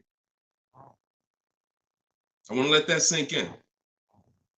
3 to 4 years of payment. He comes in after 5 years.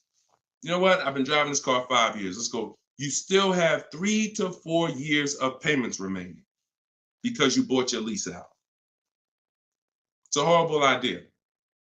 It's a horrible idea. If you want to ask a question about any exceptions to that rule, you feel free to ask. I've got a bunch of smart people on here. We got a couple hundred people on here. Would anybody commit to a 9-year loan? Anybody? Anybody willing to raise their hand and say, hey, yeah, I'll buy a car, 9-year loan? Anybody? No, right? So this is what we have to understand.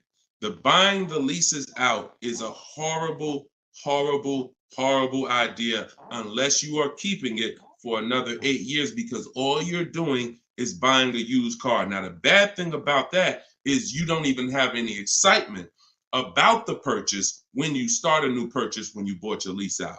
So at least when you buy a used car, it's a new car to you. You've never been in it. It's like, okay, we got a new car. When you buy your lease out, you're already halfway tired of the car.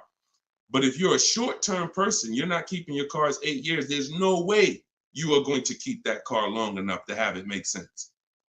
No way. You've already been in it for 3 years. So what I'm trying to get you to understand is you need to pick a side. The people in the middle lose all the money. The people who buy their cars and keep them 8, 10, 12 years win. You still got to make sure you get a great price on the car. The people who get great lease deals win. Great lease deals, not regular lease deals. Win. There's two sides, but then this middle, those of you who buy your car and then you trade it in 3, 4, 5 years, you're in the middle. You're trading your car in when it's losing the most money in depreciation. You're losing thousands of dollars compared to these other two people. And those of you who are buying your lease out, you're paying too long on these cars that you're not going to keep long enough to have it make sense. You're in the middle, stuck in the middle. Pick one side and stick to it. And the way you do that is to ask yourself, every time you're about to get a car, how many years am I going to keep this car? Very simple. 8 years or more, I'm purchasing. 7 years or less, I'm shopping for great lease deals. That's how you get out of the middle. That's how you win. By the numbers. And I'll show you people throughout the show that you see these numbers don't lie. Go ahead, Dolan, shoot the next one out. All right. Let's talk about the black book and how dealers use it as an advantage to ask higher prices. In what way? Okay. Black book, most consumers are not even aware of. So when it comes to black book is a tool that dealers would be using, if anything, and consumers are not going to be aware of it. Now, when I've never in my life buying a car needed to focus on what the black book says, because I don't focus on algorithms. I focus on offers and bids. Offers and bids. Even when you go on those websites where you're shopping for used cars, because this is a used car question, you'll see Car Gurus, Kelly, Auto Trader, Cars.com. They give you a algorithm-based opinion. Good deal, great deal, fair deal. That's an algorithm-based opinion because they're not actually doing it like real estate, which is based on comparable sales. So it's all it is an algorithm based on all the cars that are on this website. This is considered a good deal. Now, here's the problem. They don't know what the original price of the cars were. So they're going off of an artificial market system. So if I just take everything on my website and then say, based on everything on this website, this is a good deal, but I don't know the most important thing, which is what I teach. This is in my book. This is everything I talk about you need before you can buy a used car. I need to know the original price. So the car that I ended up getting, which was a 2021 Infiniti truck, they said that was a fair deal. I'm looking at it, and that's why I ignored it. So I don't even pay attention to it. But when I'm looking at these top 4 Infiniti trucks, they all look the same. They're all white. They're all the same year, 2020 at the time. It was 3 years old at the time. They're all within a couple miles, 26,000 miles to 36,000 miles, similar miles. So, and they're all asking between 30 and 32,000. So that's confusing for someone who's going to, now that's why they give you the algorithm, because what they're going to try to do is try to end the confusion so that you don't stay there and you buy something. But no, what you need to do is you need to get the original window sticker of the car. Now, Carfax has agreements with some dealers, some brands. But once I got the original window sticker, here's how the clarity comes in. What I just told you is the scenario that most of you who shop for used cars online, you've encountered that. I'm looking at 4 cars. They all look similar miles. They're all asking within, $1,800 of each other. How do I pick the right one? Right? Normal question. Once I got the original window stickers, what do I see? Well, one of them is $46,000 brand new. One of them is $48,000 brand new. One of them is $52,000 brand new. One of them is $54,000 brand new. And that's the one I got. Type clear if that just clicked for you. See, when I'm looking at the algorithm-based price, now you're telling me, oh, well, these cars are within $2,000 of each other. So really, no matter which one you pick, you really did okay. That's what you're telling me based on the algorithm. But based on the facts, if I accept the one for the lower price, because I think, oh, well, they're all the same. But that's the one that was $46,000 brand new. And the other one that was $54,000 brand new, that had all this special equipment in it and features and all types of nice stuff in it, that one they were asking $1,500 more. So I lost if I picked that lower price one. That's why we don't get stuck on these algorithms and black books and anything like that. We go to the market, we see what the low side of the market is, and then we're going to obtain the Carfax. I have a couple ways that I like to do it. Either through the dealer's website. I'm going to get the original window sticker of the car, and I'm not going to buy a used car without having the original window sticker of the car. How do I know what's in the car? Forget what the dealer's discounting. See, listen, my mission is to show you the science of shopping from home the way I teach, because my way is a science. It's not random. It's actual steps. They don't change. It's a system. McDonald's. Drop the nuggets in for 5 minutes. When you hear the beep, take the nuggets out. They're done. Don't do anything that I don't tell you to do. That's my system. Now, the other ways is the other part of my mission is to show you the hidden money that you haven't been trained to see in your car deals. And this is the hidden money. Looking at things that don't matter is the distraction. It's the time waster. What matters when I'm buying a used car, when I need to know whether I'm getting a great price on it or not, is how much it was originally. And what is the discount off the original MSRP? That's all that matters. That's all that matters. Okay? Different way of doing things. Different. And this is how I want you moving. Go ahead, Dolan. Next question. What's up, Andrew? YouTube, I see you. I'm going to lease a 2024 pickup, but I want to have a hard cover on it. Should I search for a truck with a hard top, or can I have one installed while I'm leasing? Would that affect my lease? Great question. Usually anything, I mean, if you can see, here's the thing about seeing a truck that has it. A truck that has it, that option is going to residualize into the lease. What that means is, if it's a $1,500 hardcover, you don't pay $1,500 for it. You pay the percentage based on the lease. You pay the percentage you're using. Now, if you go and you put a $1,500 cover on it, aftermarket or after the lease is sealed, now you're paying the entire cost for that.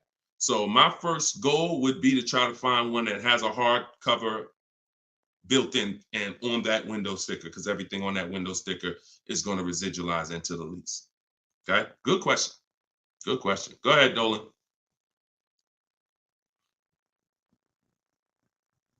Okay, and we're live, y'all. Just so you know, I know some of you may have seen our broadcast because we rebroadcast these shows all day, but we are live. Today is our Wednesday 12 p.m. show and Eastern time, so you can ask your questions. We'll get through as many of them as we can.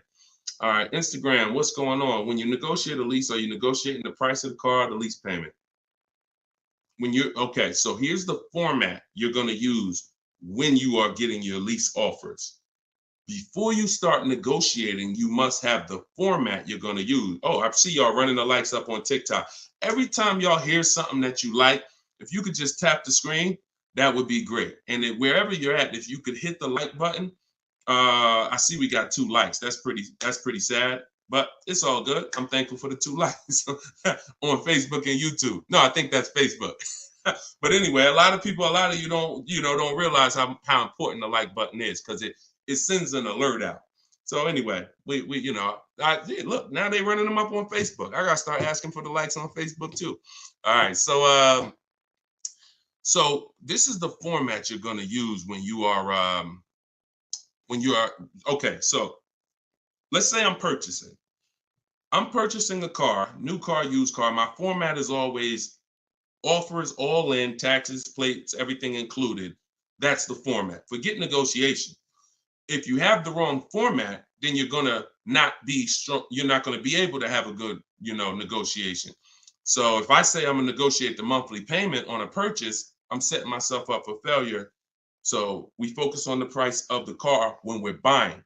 With a lease, though, it's different. A lease, the format we follow is, and it's based on the 1% rule. The 1% rule is what was used to basically, the 1% rule was a judge for great lease deals since before I even got in the car business. I don't know how early I heard about the 1% rule, but the people who had been leasing, savvy leasers, people who knew their stuff, they knew about the 1% rule. So if your payment was 1% of the MSRP, no money out of pocket, then you just won. You stole the car. So great value. You're paying $400 a month for a $40,000 car, 3 years. You're paying like 15 grand. It's ridiculous to drive that much car for that low amount. Now, ever since so let's continue. Hold on. So that's the format we want to follow, because what we're now trying to see is it going to be a great deal? A steal, which is under 1%, is a steal. I call 1% to 1.5% a great deal, and then over 1.5% is a bad lease deal. So we're looking to see, but we need to follow that formula, that format, so that we can judge. And what that is we get our offers with first month's payment total out of pocket. Listen, we do not say the word down payment anymore. I want you to eliminate down payment. When you're shopping, I want you to eliminate the word down payment. Because who's had this happen? Be honest. You come in, you're talking to a car salesman, you're like, okay, I can put $2,000 down. Now, later on in that transaction, you end up finding out that the $2,000 down didn't include tax, didn't include the fees, and now they're asking you, well, how do you want to take care of those? Who's had that happen? Type me if you've had that happen. Oh, I thought that included everything. Now, I thought, 2,000 was like, or they'll look at you and give you a quote and say, okay, yeah, your quote is 2,000 down, X amount per month. And then you get up there and you say, hey, oh, yeah, it's 2,000 down, but you got to pay for your plates and then you got to pay for the taxes, or do you want to put those in the payment? So whenever you leave these things to chance, you leave an opportunity for you to, be surprised, and we don't like surprises.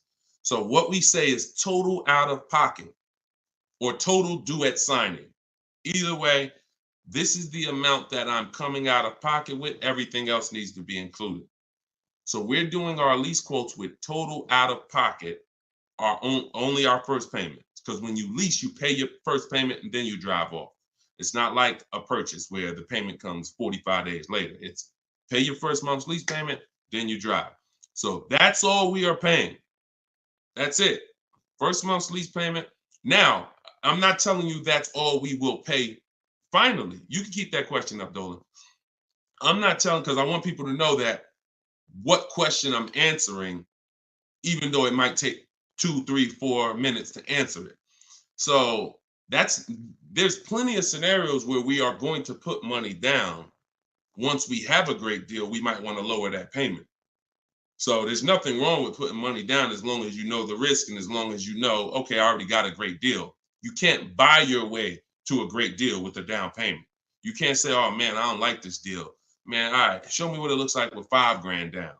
And then they're like, oh, okay, yeah, I like that payment better. Let's do that. No, you're trying to buy a deal. You have a deal before the down payment comes in. The deal is based on how much of the car, that 1%, 1.5%, 1.2%, under 1%, that's the deal. If you're at 1.7%, just because you gave them $4,000 down and now it's at 1.5, no, that's not how we judge it. You bought your way to that payment. You're paying overall too much for the car. So that's the format we use. First month's payment total out of pocket, 12,000 miles per year, all taxes and fees rolled in, and we get at least 5 quotes. At least 5. You are not going to get to the money without at least 5 quotes. It's not going to happen. It's not going to happen because 80%, I work with thousands of people all around the country. Some of y'all saw my group. We got 1,600 people in my private group. That's, we have a couple thousand people, 4,000, 5,000, 6,000 people that have my book. So I get data from all around the country. I know you need at least 5 offers. 80% of dealers are overpriced. So if you get 4, 80%, if you get 5, 4 of those offers are going to be overpriced in 90% in most cases. And some people go, if they're shopping for a popular vehicle, they may do something like Charles. Charles was shopping for a Palisade. He knows that's a popular truck. He got 10 offers. And when you use what's in my book, for all of you who like Deshone, I want that book. It's $24 if you get there for the 75% off. In there is my scripts, and it's the way we contact dealers online to get offers online. We always get our offers online. We don't talk. I'm not giving you scripts to say, hey, yeah, all right, I gotta remember what Deshone told me to say. No, we are online. They're online scripts and templates, because if we talk, we're messing up. Whenever we're talking to a salesman about numbers, you're not following what I teach, because I'm never gonna be in that position. I'm never gonna tell somebody to be in that position. Everything we do is online, but you must get 5 offers at least. And you see, Charles got the Palisade, $48,000 truck, $597 a month. It's people on here. It's probably people watching this broadcast that's like, I got that same truck, Deshone, and I'm paying like 7, 8, 9. It is what it is. You need new strategy. So go ahead. That's how we format leases. And once you get your offers in that format, Nicole, now you can start to compare the offers, and now you can start to negotiate if you want to make, because we always make counter offers. Whenever someone sends us a quote, we always make counter offers. In fact, I have a calculator that you put the offers in and it tells you what you should counter. But if you're going to do it your way or my way, it doesn't matter. We always make counters and then we settle from there. That's how we negotiate. Right format, then we do our counter offers. That's how we negotiate and get these deals. All right. All of this is in my book. For those of you who haven't gotten there yet, or those of you who just jumped on, it's in my TikTok bio.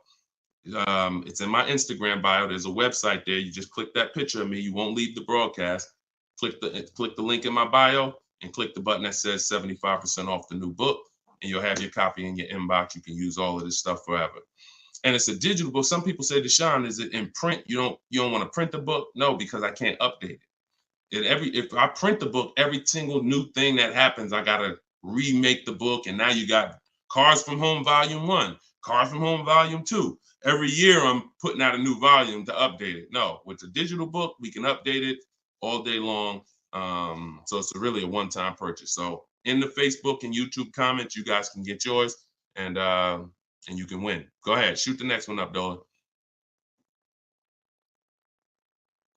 Okay, Sierra on Facebook. Even if you're getting another lease, will you still owe the remaining payments? Yes. Yes. Look, it's a bunch of lies. I know people have told you that if you now let me preface this, because what she's asking is, see, a dealer that you did business with may make it look like if you come here, we'll get you out. Who has dealers calling them right now telling them, hey, come on in, we'll get you out. We'll take care of the old payments. We'll get you out of your lease early. We'll buy you out of your lease. Or if you got a car and you're not leasing, they're like, hey, we need your car. Hey, come on in. We'll make a deal. We'll keep your payment around the same on the new version, all of this stuff. Okay? So I want to talk specifically about what happens. First of all, that's a computer generated letter. So when you see, hey, Rico, my manager just saw your 2014 Saturn Ion. Man, I have a customer looking for that exact car. That's all a computer rated. That same email, that same letter goes out to 10,000 people at once. Okay, so don't. So understand that. Now let's hone in on the people who they hit you with I'll get you out of your lease early. There's only one way where payments are going to be waived, because the dealer can't waive payments. Only a bank can. So if you're with Honda Financial, if Honda Financial decides they want to do some type of loyalty program where they waive remaining payments, and it's usually 1 or 3. The most I've ever seen when I was with Mercedes, there was some cars they wanted to get back. They did 5, but that was it. And that went away. So, even from 2019, I didn't see payment waivers on leases because I don't know, for whatever reason. I saw them early in my career with Mercedes, but not later. They went away. So what they'll tell you is we can get you out early and we'll take care of the payments. If they don't have a payment waiver, then they're rolling the payments into your next lease. And what they'll depend on is you're just so desperate for a new car that you'll just take it and you won't ask any questions. But when you shop the way I'm telling you to shop, which is we don't give our old car to the dealer until we make sure we can't make money. We don't just drop off a lease at a dealership. We do an equity assessment to see if there's any money in the lease that we want to make sure we don't give to the dealer. Because if you drop off your car and it's a lease and the dealer runs your payoff and they see, wait, the payoff is 18, but the market value is 21. Let's buy that. We'll make that and we'll keep that 3,000. If they're going to do an equity assessment, see, here's what's crazy. And here's what you got to understand. They're doing an equity assessment regardless of whether you do one or not. We're going to do one. Every single lease that comes in that a person drops off. Why do y'all think y'all seeing commercials now that say we're a lease return center?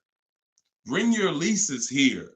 You go on a dealer's website and you see, hey, drop off your lease courtesy, because they know most of the public is not going to do an equity assessment. And if we do 20 lease returns, it's going to be money in 3, 4, 5 of them. So we'll do the other 16, make no money on them, because we'll make $7,000, $10,000 on those 4. We'll make 2, 3, 4 grand a piece on those 4. This is your money that you gave unknowingly. Now, equity isn't in every car. That's why I just laid out that most of the time it's not. But if you drop off your car without doing the equity assessment, which is getting real offers, CarMax, Driveway, Carvana, Kelly's Blue Book Instant Cash Offer, Car Guru Sell My Car, AutoNation Sell My Car, that's 6 offers. We get 6 offers all the time because everything we do is a bid. So if you don't do that, you're now potentially leaving thousands on the table. So when you do that, you're not going to ever feed into the, oh, let the dealer who wrote me a letter say, bring your car in and we'll get you out of that car and we'll take care of the payments. You're going to know if you have equity or not. Now, if you do not have equity, then all they're doing is saying, how can we finagle this, get them out of this car into a new one?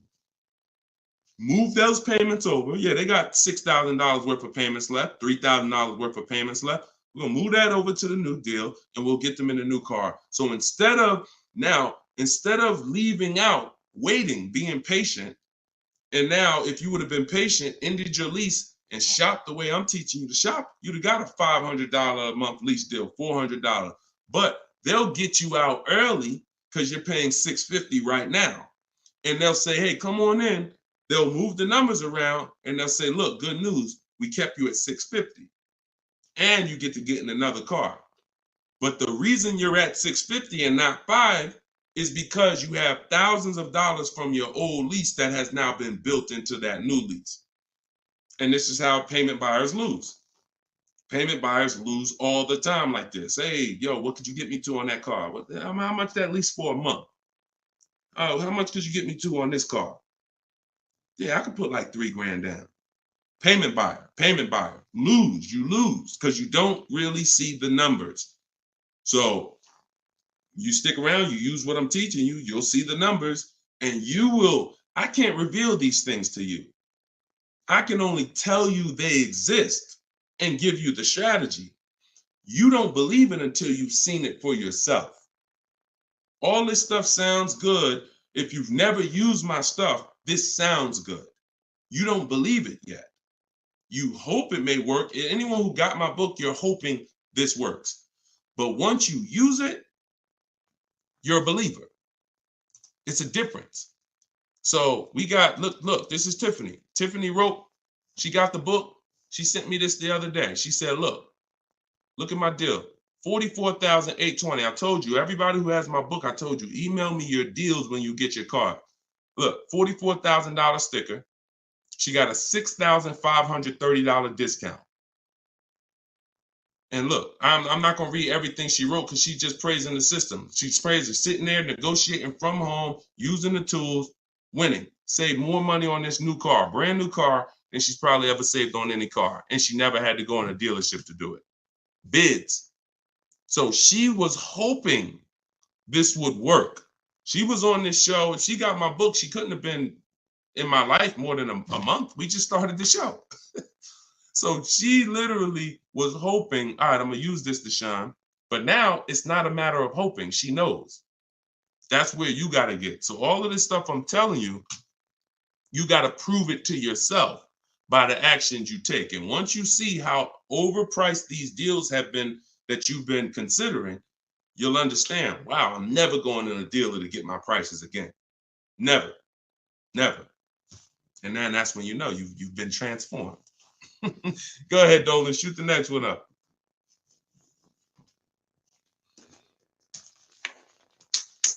All right, Instagram.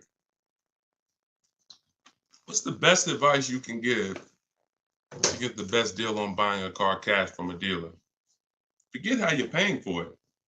Get bids. How you're paying for the car does not matter.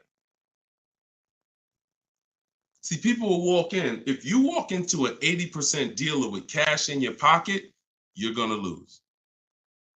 Vicky, it's in my TikTok bio. She said, I want your book. Just click that picture of me. You won't even leave the broadcast. Everybody on Instagram, click the picture of me at the top. You'll see a website there, a little link. Click that. Get your book in literally 60 seconds and you come back to the broadcast. So how you're paying for the car does not matter.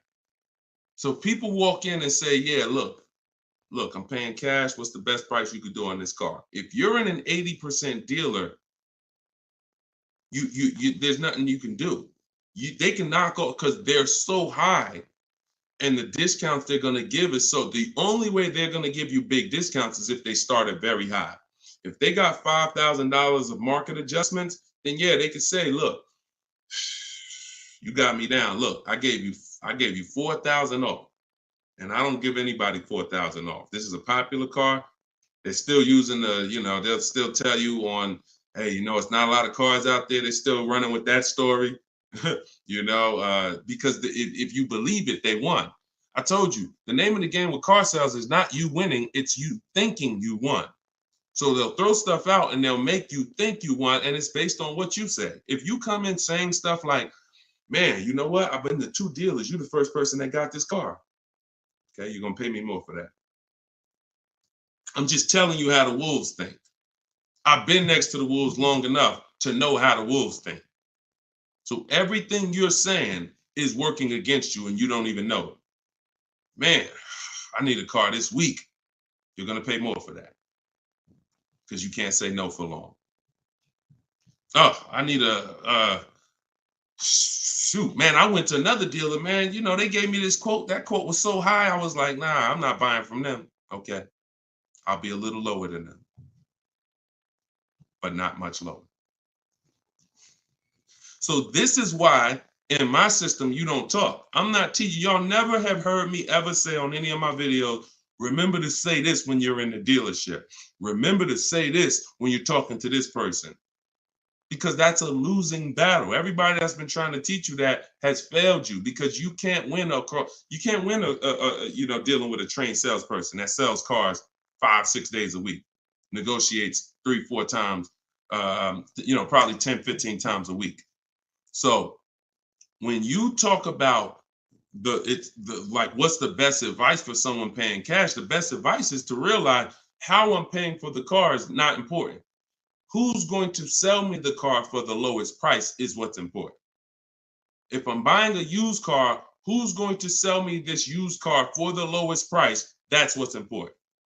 If I'm buying a brand new car, which dealer out of all the Nissan dealers, I want a Nissan, which Nissan dealer is going to sell me this car for the lowest price? That's what's important. That's what's important.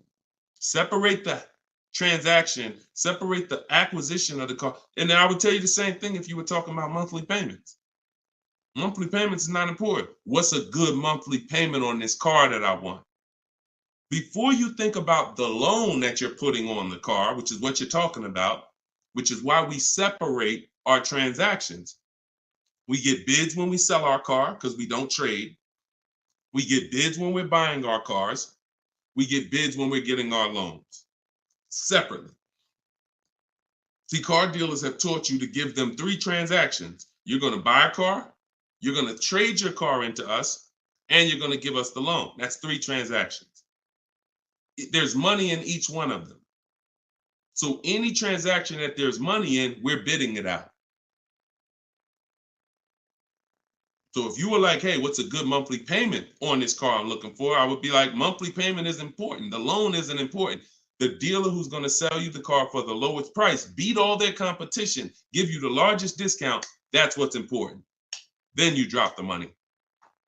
Clear? If we clear, if y'all clear, if we're following, if you're getting value out of the show so far, if you're loving the show, type a $ and let me know.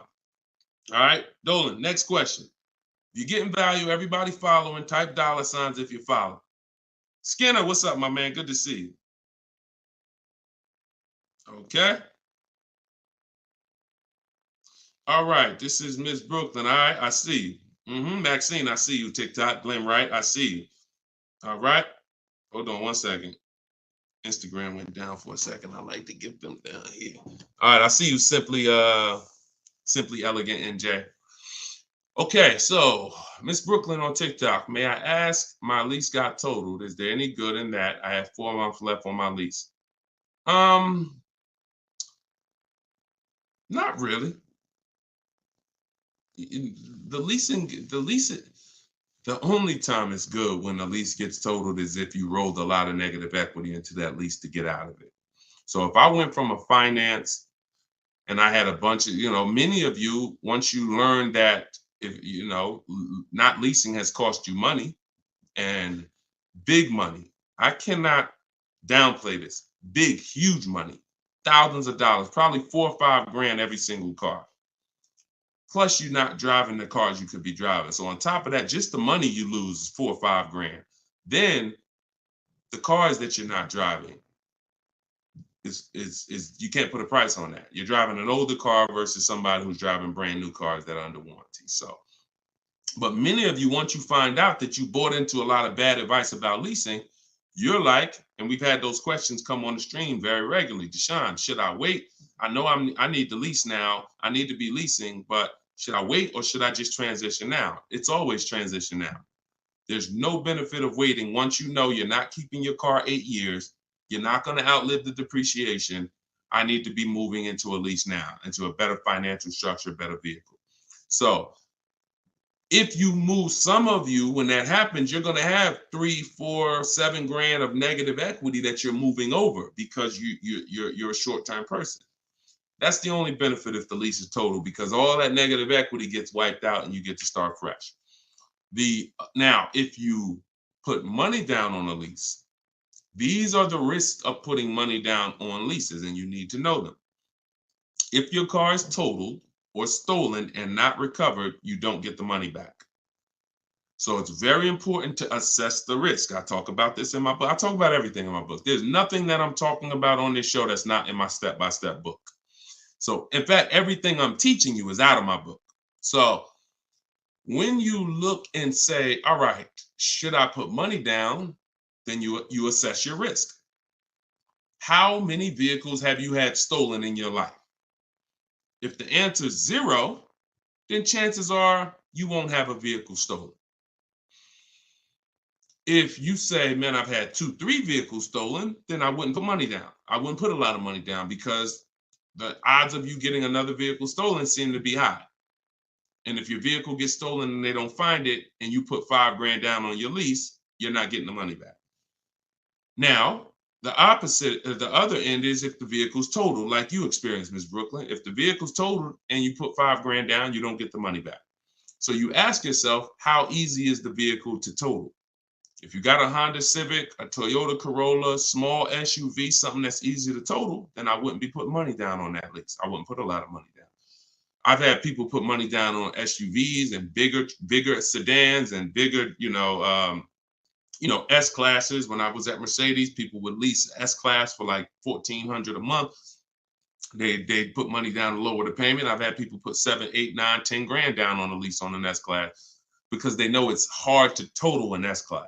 Like you have to be in, God forbid, a once in a lifetime accident to total an S-class. So that's what you do to assess your risk. And what you're doing is you're always shopping your leases with only first month's payment due at signing. Because if you can get a car that has everything you want, and once you get all your offers, if the monthly payment's in your budget with no money out of pocket, then that's what I would do all day long. That's what I would do all day long.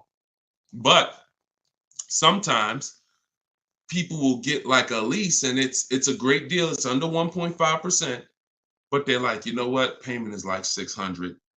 I want to lower that to like $500, and they'll put $3 grand down to lower it, $3,500 down to lower it to $500. But that's a decision you make only after you assess the risk. But in your particular case, if you didn't put a lot of money down, then no, you're just going to start fresh. You're going to shop for your lease, and that's it. Good question. All right. Yes, under 1%, we call that a steal, Skinner. Absolutely. That is a steal, not a deal. Go ahead. And we get steals. Some people may say, look, man, how do you see steals? We already know. Look, we get steals.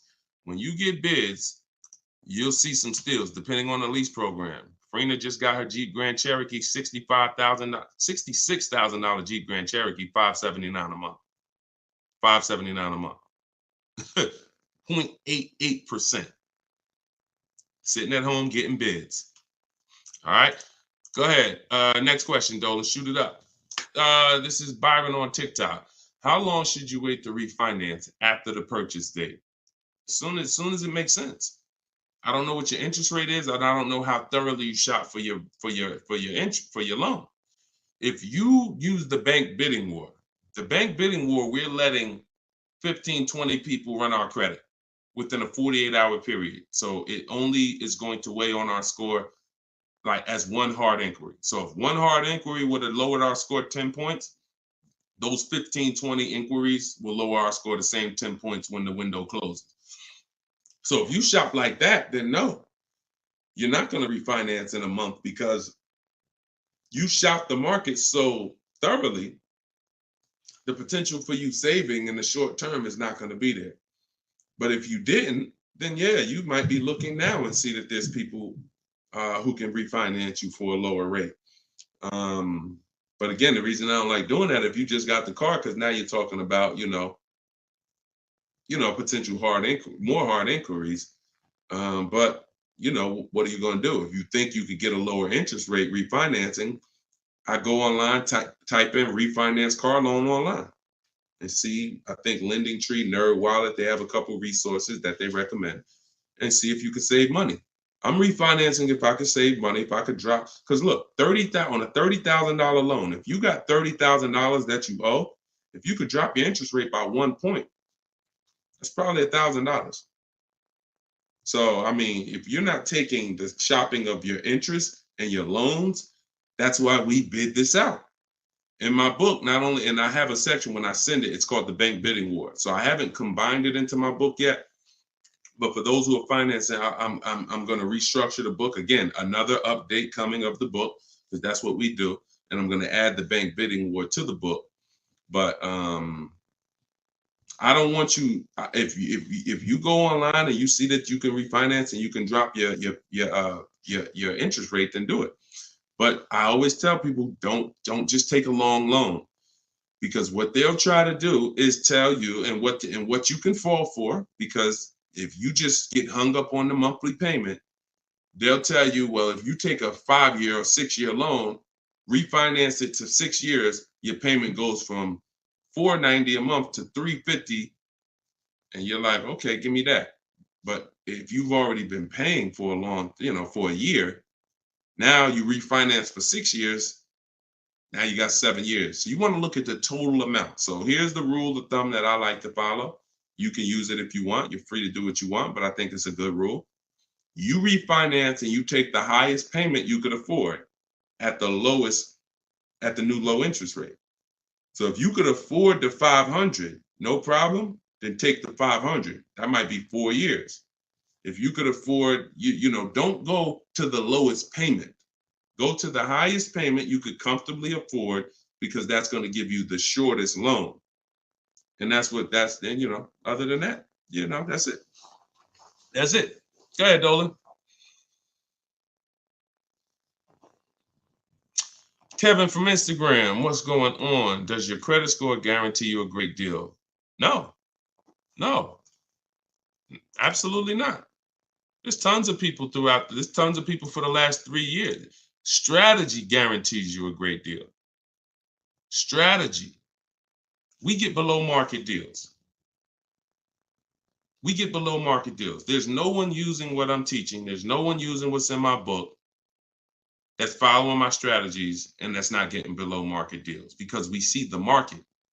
You can't get below market deals if you don't even see the market. How you going to get below market deals? You got one offer. You got 2 offers. You get what I'm saying? How do you know what the market is?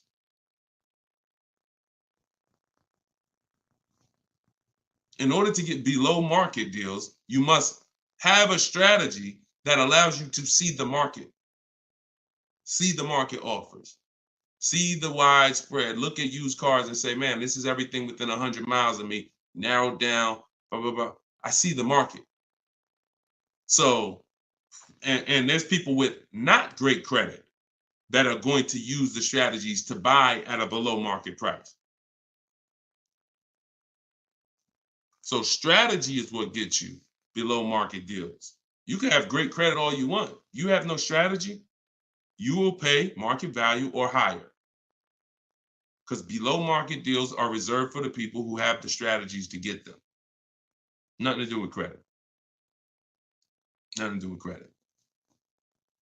I tell you, if you have bad credit, your goal should be the only people I'm overpaying, and I'm not overpaying because it's all I qualify for is my loan. My bad credit is not between me and the dealer I'm buying my car from. My bad credit is between me and the person who's lending me the money to buy the car. If below market price on this car is $18,000, if I don't have any strategy, then I'm going to go in and I'm going to buy it from them with bad credit and end up paying 21 plus the high interest rate, bank fees. And not only did I overpay for the car, but now I'm paying 15, 20% interest. That's what most people do. No strategy. So people with no strategy get killed two ways if they have bad credit: the loan and the price of the car. But when you have strategy, the only person who you should be paying more than average is the person who lent you the money. But they should be looking at you and saying, you got a great price on the car. Goes back to what I said about 15 minutes ago on separating our transactions. We separate our car purchase from our loan. The dealer who's going to sell us the car has nothing to do with the person who's giving us the loan. These are two separate bids. So my loan, because my credit's bad, is going to be a higher interest rate. Understandable. But I'm going to use the bidding system, get multiple offers, and I'm going to get a great price on the car. Separate. All right. It's a good question. It's a good question. And I'm sure a lot of people had that same question, Kevin. Go ahead, Dolan. All right. Appreciate y'all running the likes up on TikTok. If y'all can keep tapping the screen. Thank you, Ambitious73, for sharing the broadcast. Shout out to the sharers. On Instagram, y'all see next to the comment section, there's something that looks like a little paper plane. If you hit that, you can share this with a couple of your friends. You should certainly be sharing this with your best friend because they might not be friends. I'm going to be honest with you. If I had a friend and he was watching this stuff, shopping for cars, and didn't tell me about it, and I went out and I just went and if there was this new way to car shop to save all this money and he didn't tell me about it, I'd be a little upset, especially when I bring my car home and realize, dag, I overpaid for it, $5,000, $10,000, or dag, I didn't even know about leasing. You know, my parents told me, man, I should never lease. Oh, you don't listen to this guy, Deshone? Nah, man, I don't lease stuff. No, you need to listen because if you're not keeping cars 8 years, he's going to show you why you're overpaying by thousands of dollars by not leasing. It's not even close. Oh, for real? All right, I'll watch him.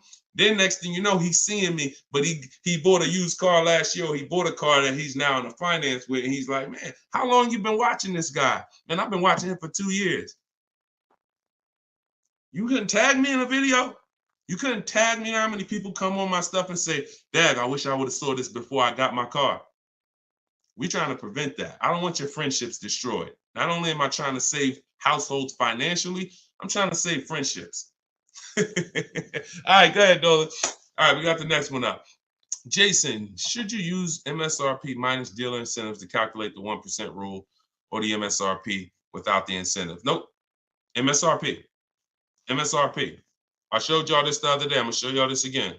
Well, I showed people on the broadcast the other day, right here.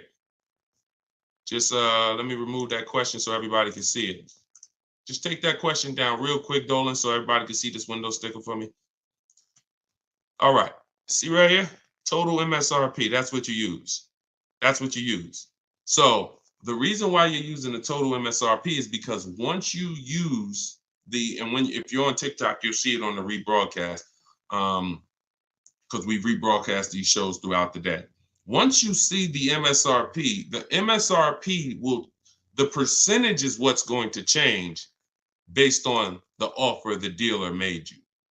We do not change the, we don't calculate our formula based on the selling price, because the selling price, when it's adjusted, it's going to change the percentage overall.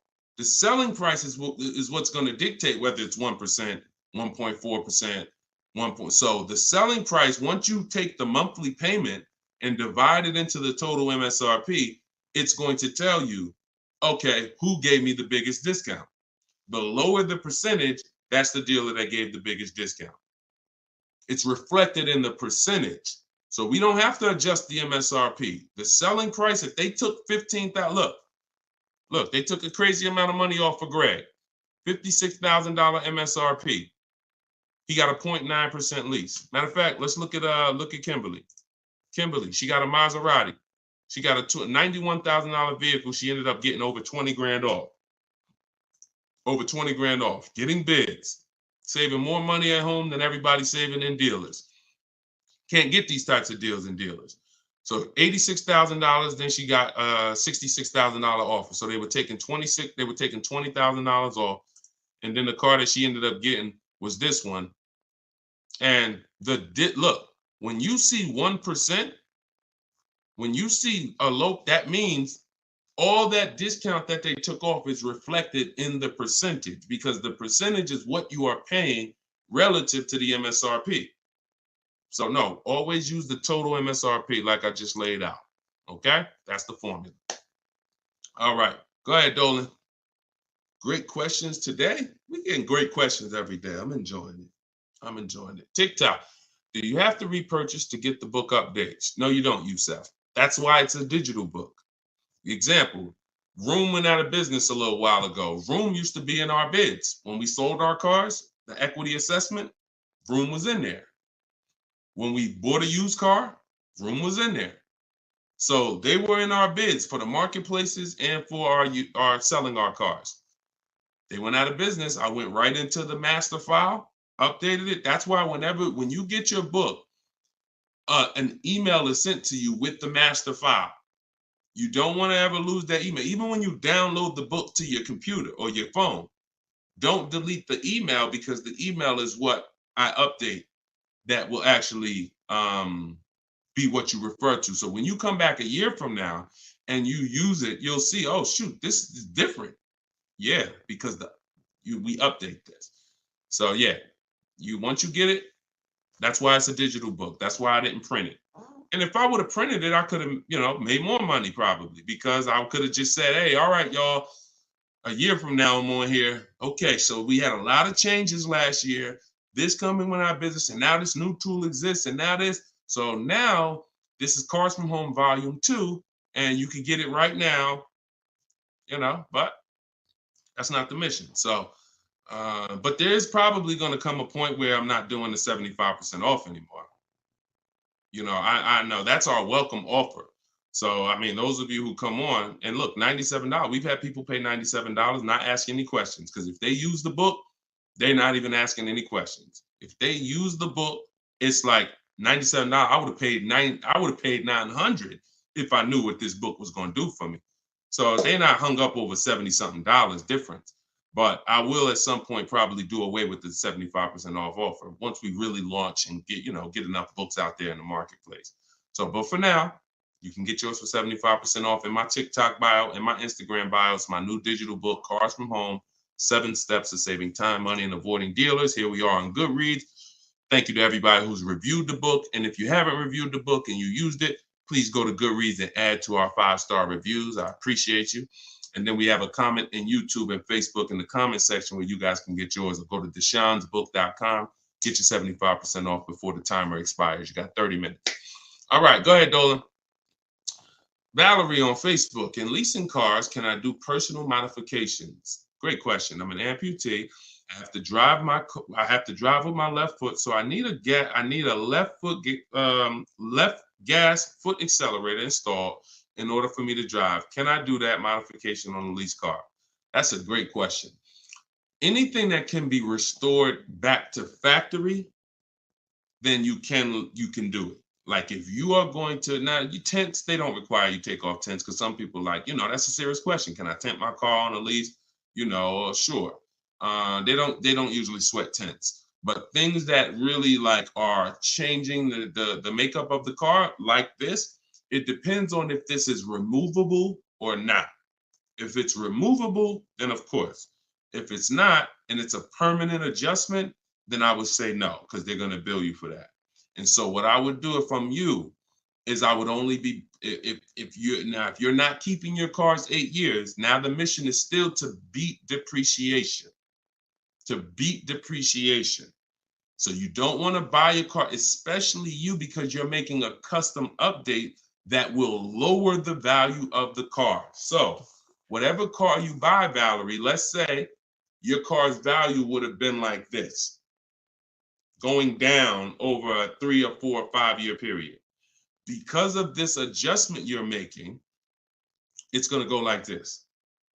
Because if that update that you're making can't be removed, then you lower the amount of people who are interested in that car when you go to resell it.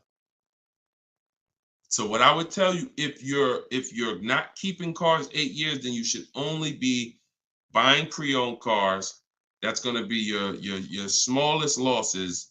Don't buy new, because when you, again, buying new and you doing your modifications on them, you're going to destroy the value of the car. You're going to lose so much money in depreciation and resale. So I would only be shopping for a used car if I'm you, unless there's a way for you to remove the modifications once you do them. Even if it costs you $1,000 to remove them, you're up, because the amount of money you're going to lose by doing that type of modification. I say the same thing to people who like to put, big exhaust systems on their cars. That's valuable to you, but you're lowering the value of the car because that's not valuable to most buyers. So if you spend $3,000, $4,000 on a fancy exhaust system and all of that, not only are you not getting that money back, you're lowering the car's value overall. So in your particular case, that's what you do. See if you can pay to get that car restored back. I do that all day long. And then I would lease.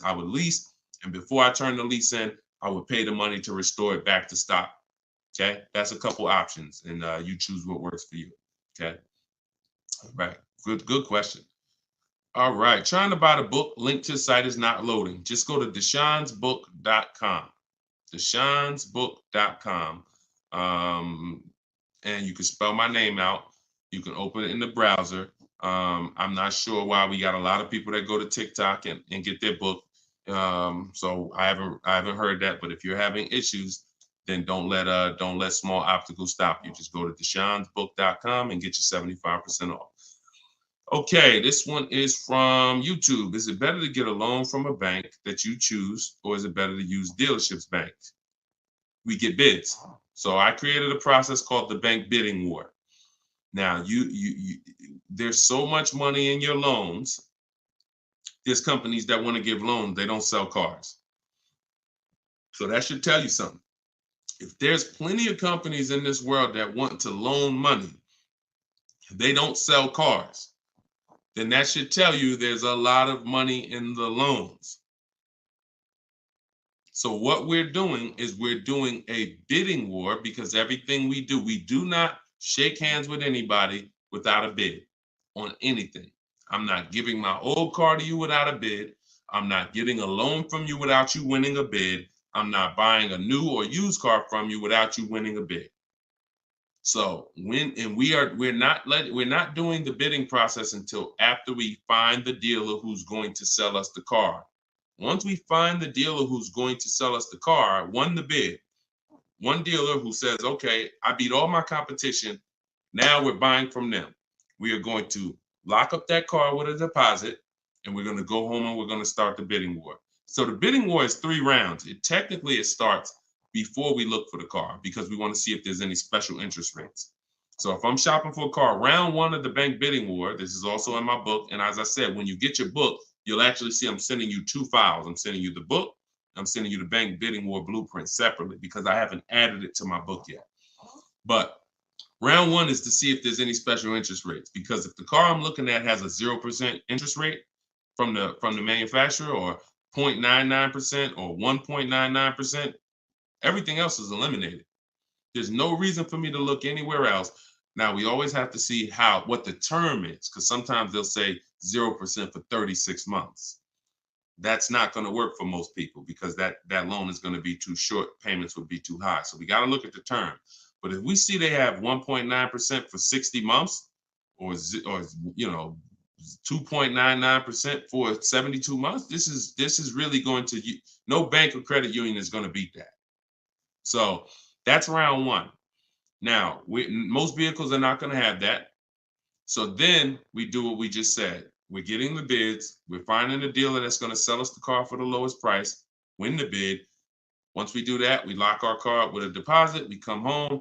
That's where we start the bank bidding war process. So we're going to go online. We're going to call our bank, our credit union, do all these offers, let all these people access our credit with a hard pull. And then we're going to get the bids in round two. Whoever gets the lowest bid, they win round two. Then we call the dealer and we say, hey, this is what I got. If you guys can beat it with one of your banks, I'll do the business with you. That's simple. That's the bidding war. And see, when you do bids, when you follow my process, you eliminate any buyer's remorse. There's two types of buyer's remorse. You bought a bad car, so we have boundaries that we use to not buy bad cars. But then the other buyer's remorse is I overpaid. And not even I overpaid, it's the wondering if I overpaid, that mental torture. And some of you have had it the day you drive off the dealer's lot. Yeah, you think we should have did better? You think I should have asked them for another 1,000? I feel like I should have at least asked them for another 1,000. Yeah, I feel like this. You think the interest rate is okay? Mental torture, buyer's remorse, early buyer's remorse. That's eliminated using what I'm teaching you. When you get bids, it's guaranteed. We guarantee we get the most money for our old car. We guarantee we get the best price in the market on our car we're buying. We guarantee we get the lowest interest rate. It's guaranteed. It's a totally different thing. And the only way we do it is through bids. So that's the bank bidding war. And even I think who used it? I think Tiffany, when she wrote in, she would say something. That's what she was writing about in the end of her email she sent me. Send me your deals, y'all. I always want your deal. I say when you use this stuff, you use what's in my book. Email me your deals. You'll have my email, because when I email you the book, you'll have the email you can send your deals to once you get them. But this is what she said. She said, we received a check from our credit union, $41,000. We let them know we had a check, but their finance person, look, straight out my book. But if their finance person could get us a better rate, we would go with them. The dealer bought us a better rate, half our interest rate. But the bank they chose wanted $1,500 down, so we said no. So that's it. So she took round two of the bidding war, came in and said, look, if you could beat it, you got it. They said, okay, we could do half the interest rate, but you need money down. Okay, no problem. That doesn't work for me. So that's in control. That's like, okay. And there's going to be some scenarios where the dealer says, look, I can't beat it, but I can match it. And in which case you save all the paperwork. You don't have to go through that with the bank. So, and it's the guaranteeing of knowing I got the lowest rate in the market, because I had 15 banks competing, not one dealer who was shopping it. So total different thing.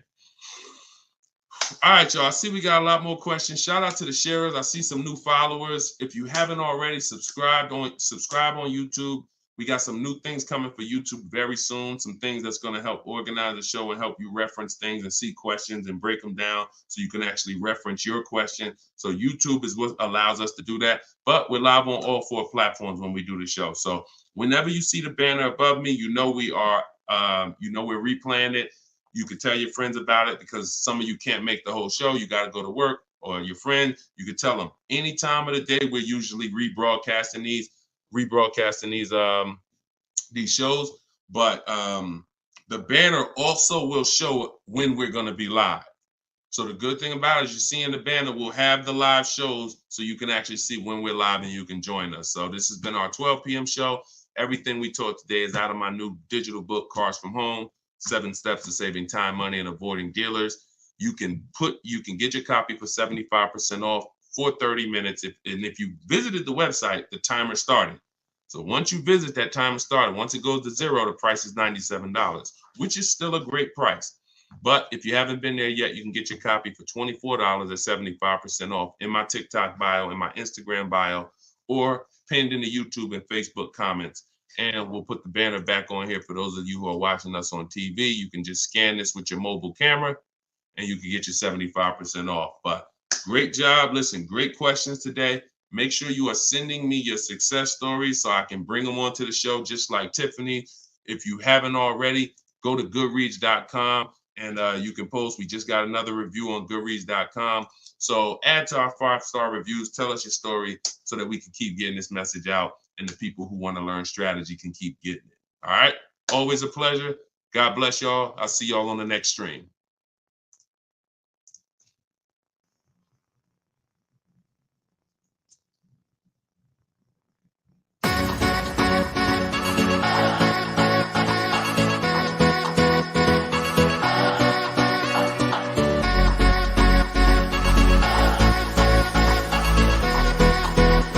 The worst possible thing you could say when you walk into a car dealership. I spent 5 years with Mercedes-Benz, 5 with General Motors, and the worst thing a person could say when they walk in is, if you could just get me to this payment, we got a deal. So your loan's probably still like 19, which means you got to pay to get out. You're upside down. It's called negative equity.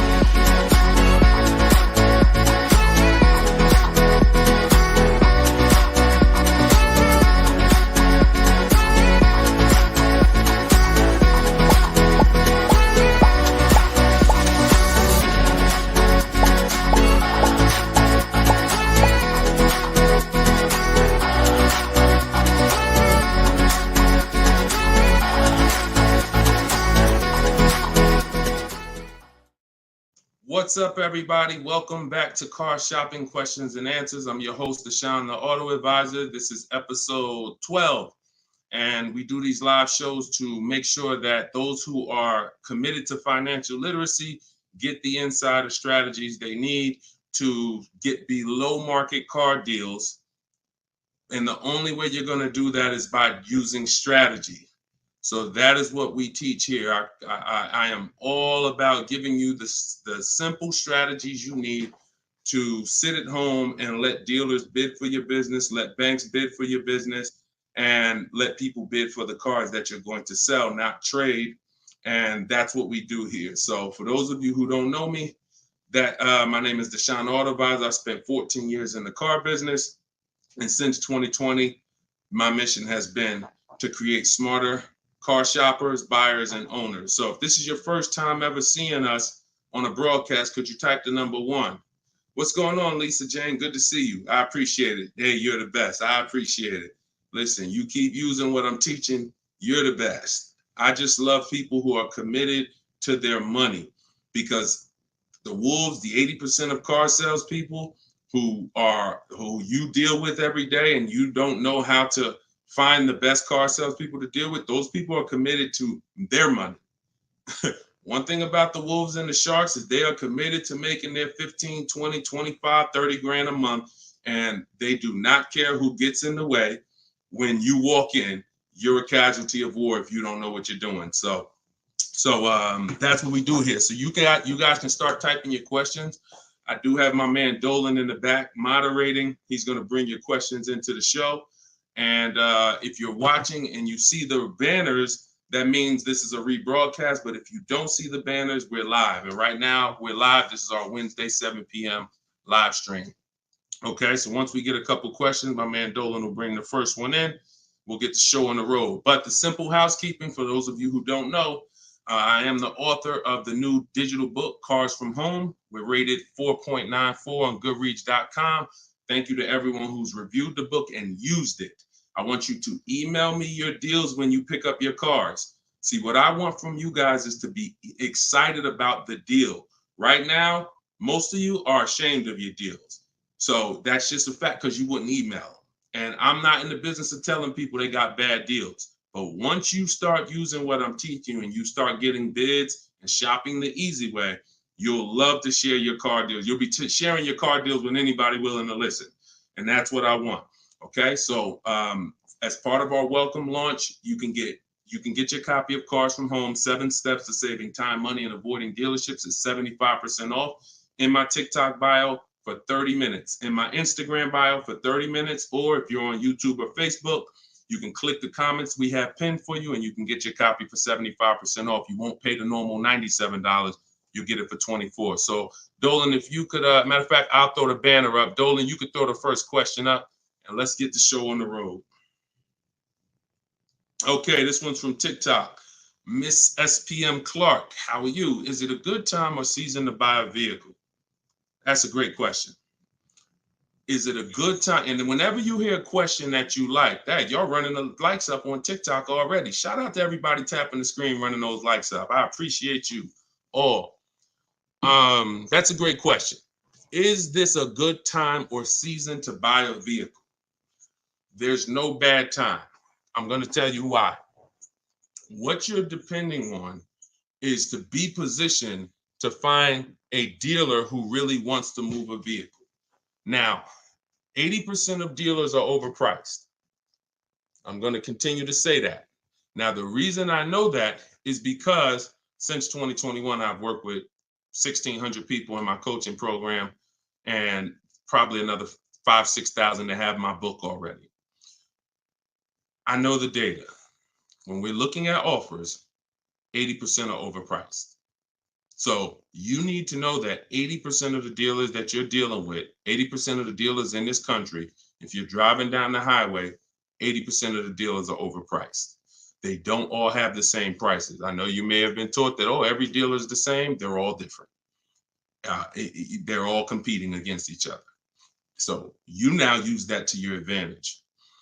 Marketing tells you when does the marketing tell you is the best time to buy a car?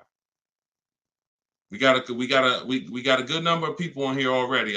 Make sure you stay by your keyboards because if this is your first time on the show, you'll see we ask questions and then I need you guys typing fast so that we can keep the dialogue going fast. When does the marketing tell you the best time to buy a car is? Okay. Brighten up my light while y'all do that. Hold on. I'll be looking at your answers. Okay. New year. Yep. New cars. Okay. When cars come out. Okay. End of the year after September. Okay. End of the year. I see you, Jamie, on Instagram. Okay. So that's the busiest week of the year. You go into any car dealership, it's a zoo. Now imagine that. I want you to put yourself in the car dealer's shoes. If you knew that you had customers trained so well that by that last week of the year, the place was going to be a carnival. And that's the end of the month is like that too. Holiday, President's Day is like that too. But here's what I want you to think about, because that's just a myth. There's no better deals. So there's some people that are buying cars during the holidays overpaying for them. Because here's the thing, you got a line of people behind you. If you're at home shopping, that's different. But if you're in the dealership, think about it. You got a line of people behind you, 10 people. So when the salesman's talking to you, it's like, I don't even have a lot of time, right? Salesman doesn't have a lot of time to talk to you. Listen, Bernard, listen, man, I'm making you a good offer. You see the place is packed, man. You know, I would take it if I was you, but you know, we really don't have the time. You know, if you wanna think about it, you're more than welcome. There's no guarantee the car is gonna be here when you come back. Psychology working all against you. I told you, if you've been on the stream before, you know the name, that you winning is not the important part in a car dealership. It's making you think you're winning. So when you want to be in a car, this is when you want to be shopping 3 months before you need to have a car. And I'm going to tell you why. If the place is a carnival, there's no reason to give cars away. There's no reason. Why do I want to do a big sale? Why do I want to discount the cars if the place is packed? There's 3 customers for every car that I have. It's a marketing game. Now, the opposite is true. You got to think about this. On the 3rd of the month, when the place is empty, 10th of the month, dealers looking at that. I remember we used to look at our numbers, right? Because everyone makes you think dealers only think about their numbers at the end of the month. Go at the end of the month when dealers want to hit their numbers. Don't you think dealers want to hit their numbers on the 10th? Don't you think if we have to sell 250 new cars and we look on the 10th of the month and we're like, oh, we only got 70 cars sold. We're not pacing good. We look like we're gonna fall. We only got 50 cars sold.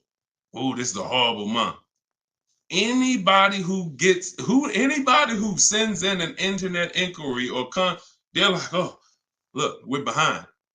There's not this magic thing where it's like every month at the end of the month, the last 3 days, dealers are pushing to hit their numbers. Some dealers hit their numbers 5 days before the month is up, 3 days before the month is up, which means you come in at the end, we already hit the numbers. But again, it's a game of psychology. So what I'm teaching you is to understand, I was in that game for 14 years. I was very good at playing the game. Now, I'm not going to lie. I wasn't a person who lied. Anybody who knows me from New Jersey knows anytime, the way you guys see Deshone, there's a couple people who, since, we've gotten over 2 million followers now across all these platforms. So God has blessed me. But there are people who know me. They dealt with me. And when they see my videos, what they say is, the same way he is in the videos is the same way he was in the dealership. Nothing changed. Some people are like, oh, I'm online now, I'm teaching. And then it's like, they got a bunch of people out there that's like, no, that's not, he changed when he went online. The same way I was in a dealership teaching people about numbers, about leasing, don't buy your lease, all of this stuff that I'm teaching in the stream is the same way. So the game of psychology is what you have to stop falling for. Stop looking at marketing, and now you have to look at what does make sense. That's being in the market 3 months before you need a car. I'm gonna tell you why. If your lease is up in a month, that's good because you can extend. So I always tell you, start shopping when your lease is up when you got one payment left. That's good. Start shopping your offers because if worse comes to worse, you can extend the lease for free and you can buy yourself another month or two. You want 3 months because here's what happens over 3 months. Lease deals change if you're shopping for leases. Offers and incentives change if you're shopping for cars that you're buying. If you're shopping for a new car you're buying, you can look so here's an example. Let's say I'm looking for a dark blue, Kia Sorento, right? For example, if I reach out to them, something I teach in my process is we have 2 dates.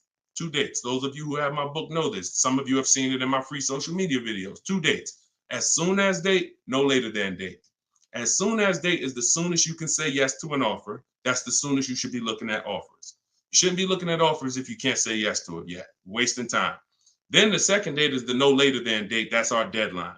So the time between there, I like to see 3 months because when you reach out to a dealer, one of the things in my template in my book, one of the things you should say if you're talking to a dealer is, I can make a deal today, but I don't need a car until December, whatever. Whenever that is, in the summer, whatever. Because the time in between that is your leverage. That's the time where you could say no. That's the time where everyone else who's going in the dealership, the way everyone else shops, they're going in desperate. Oh, I need a car today. I need a car by Friday. All of the stuff they're saying out their mouth that's going to make sure they pay more because car sales people hear that stuff. And so you're not saying that. You're saying, hey, if you got a blue one and it's not going to be here for 8 weeks, I'm interested in that. See, they can't present that to these other customers that are there desperate mode right now. That car that 8 weeks away, can't present it. So inventory changes on a month-by-month basis. Incentives and rebates change on a month-by-month basis. I'm gonna tell you the biggest thing though. Let's go to used cars. Price trends change on a month-by-month basis. So when we go to shop for used cars, we always have on alert so that every single new car that hits the inventory pops up on our phone, in our email. Everything I'm teaching you is in my book. Now, I don't hold back. You can get it any way you want. You can get it on the stream. You can get it on my videos. You can get it in my book if you want it all in one spot. But so when we do this, everything new is popping up. We can see the price changes. We can monitor the price changes. But the biggest thing is when a dealer needs a deal, you're positioned. Let that sink in. I just gave you a scenario a couple minutes ago of how it looks when a manager comes in and says, all right, y'all, we got to have a meeting. Okay, y'all, it's the 10th of the month. We only got 50 cars out. We got to sell 250 cars by the end of the month. We're way behind. Anybody who is real, that's what we call a real customer, a real buyer. Get them on the phone and see if they're open. We're not turning away any reasonable offer today. Now, for those who are desperate, need a car today, need a car this week, those people been going. They're never going to get these phone calls, very rarely, because they're moving so fast. You position. You in their email. Tom knows Sparta is been emailing me. He told me he doesn't, or she, I can't tell if it's, I can't tell by your name, whether you're a man or woman, but let me see. Sparta, hey, I know I couldn't get to your offer before. You still open? Yeah, thank you. What you got? Positioned. So you can't do that when you're desperate and when you're shopping. Now, if you're in an emergency, understood. You totaled your car, you need a car in 2 weeks, understood. We got plenty of people who get in, use my stuff, they get their car in 2 days, they get their car in. That's why my biggest thing is teaching you the strategies you need to get below market deals in 48 hours. But the benefits of having time can't be measured. The benefit of being able to look at deals, have dealers call you. I had one of my people who listened to me. He had a Kia Telluride. The general manager called him the last day of the month and said, look, if you could get this done today, I'll take $5,000 off the price. That's the one he ended up going with. His name is Wendell. So I don't say there's a best time to buy a car because I've seen deals at the beginning of the month. I've seen below market deals at the end of the month, non-holidays, holidays. I've also seen people overpay with no strategy at the beginning of the month, the end of the month, the holidays. So you get what I'm saying? Y'all understand that? It's all about being positioned. And if you can be positioned, you'll find that you'll love getting those calls and those emails. Like, man, all of those people, when I reached out to them, they act like they didn't want to do a deal or they couldn't get to my number. Don't worry. 2 years ago, I was shopping for my mother's Mazda CX-5. I reached out in October for the offers. I looked at the offers, didn't like them. Then I reached out in November. Same salespeople. They knew me. They know I'm serious. But hey, I didn't like the offers last month. Didn't like the offers in November. December, guy calls me or emails me, Deshone, I got this car. Let me know if it'll work for your mother. I think I can get to your number on this. Saw the car? Yep, car works. That's the one we ended up getting. Strategy. All right, that's how I want y'all moving. Go ahead, Dolan. Next question. This one's Lisa Jane from TikTok. How are you? And we are live, y'all. This is our Wednesday, 7 p.m. live stream. So if you don't see the banner, that means we're live. If you see the banner, that means you're watching the replay. People watch the replays all throughout the week, so people get value out of replays. But if you are not seeing the banner, that means we're live. So ask your questions. Time to turn in my lease. I'm already over the sales guys, not sure how to start. First thing you're going to do, sounds like you've decided you're going to lease again. So that would be the most important question. That's always the first question because that's the foundation of your deal. Leasing versus purchasing. I always say, if you've been on a show before, you can't get a great deal if you purchase, but you should have leased. Impossible. So once you decide that, now we're going to do an equity assessment. So we are no longer, Lisa, going to turn in who's dropped off a lease to a dealer at any time in their life. Type 1.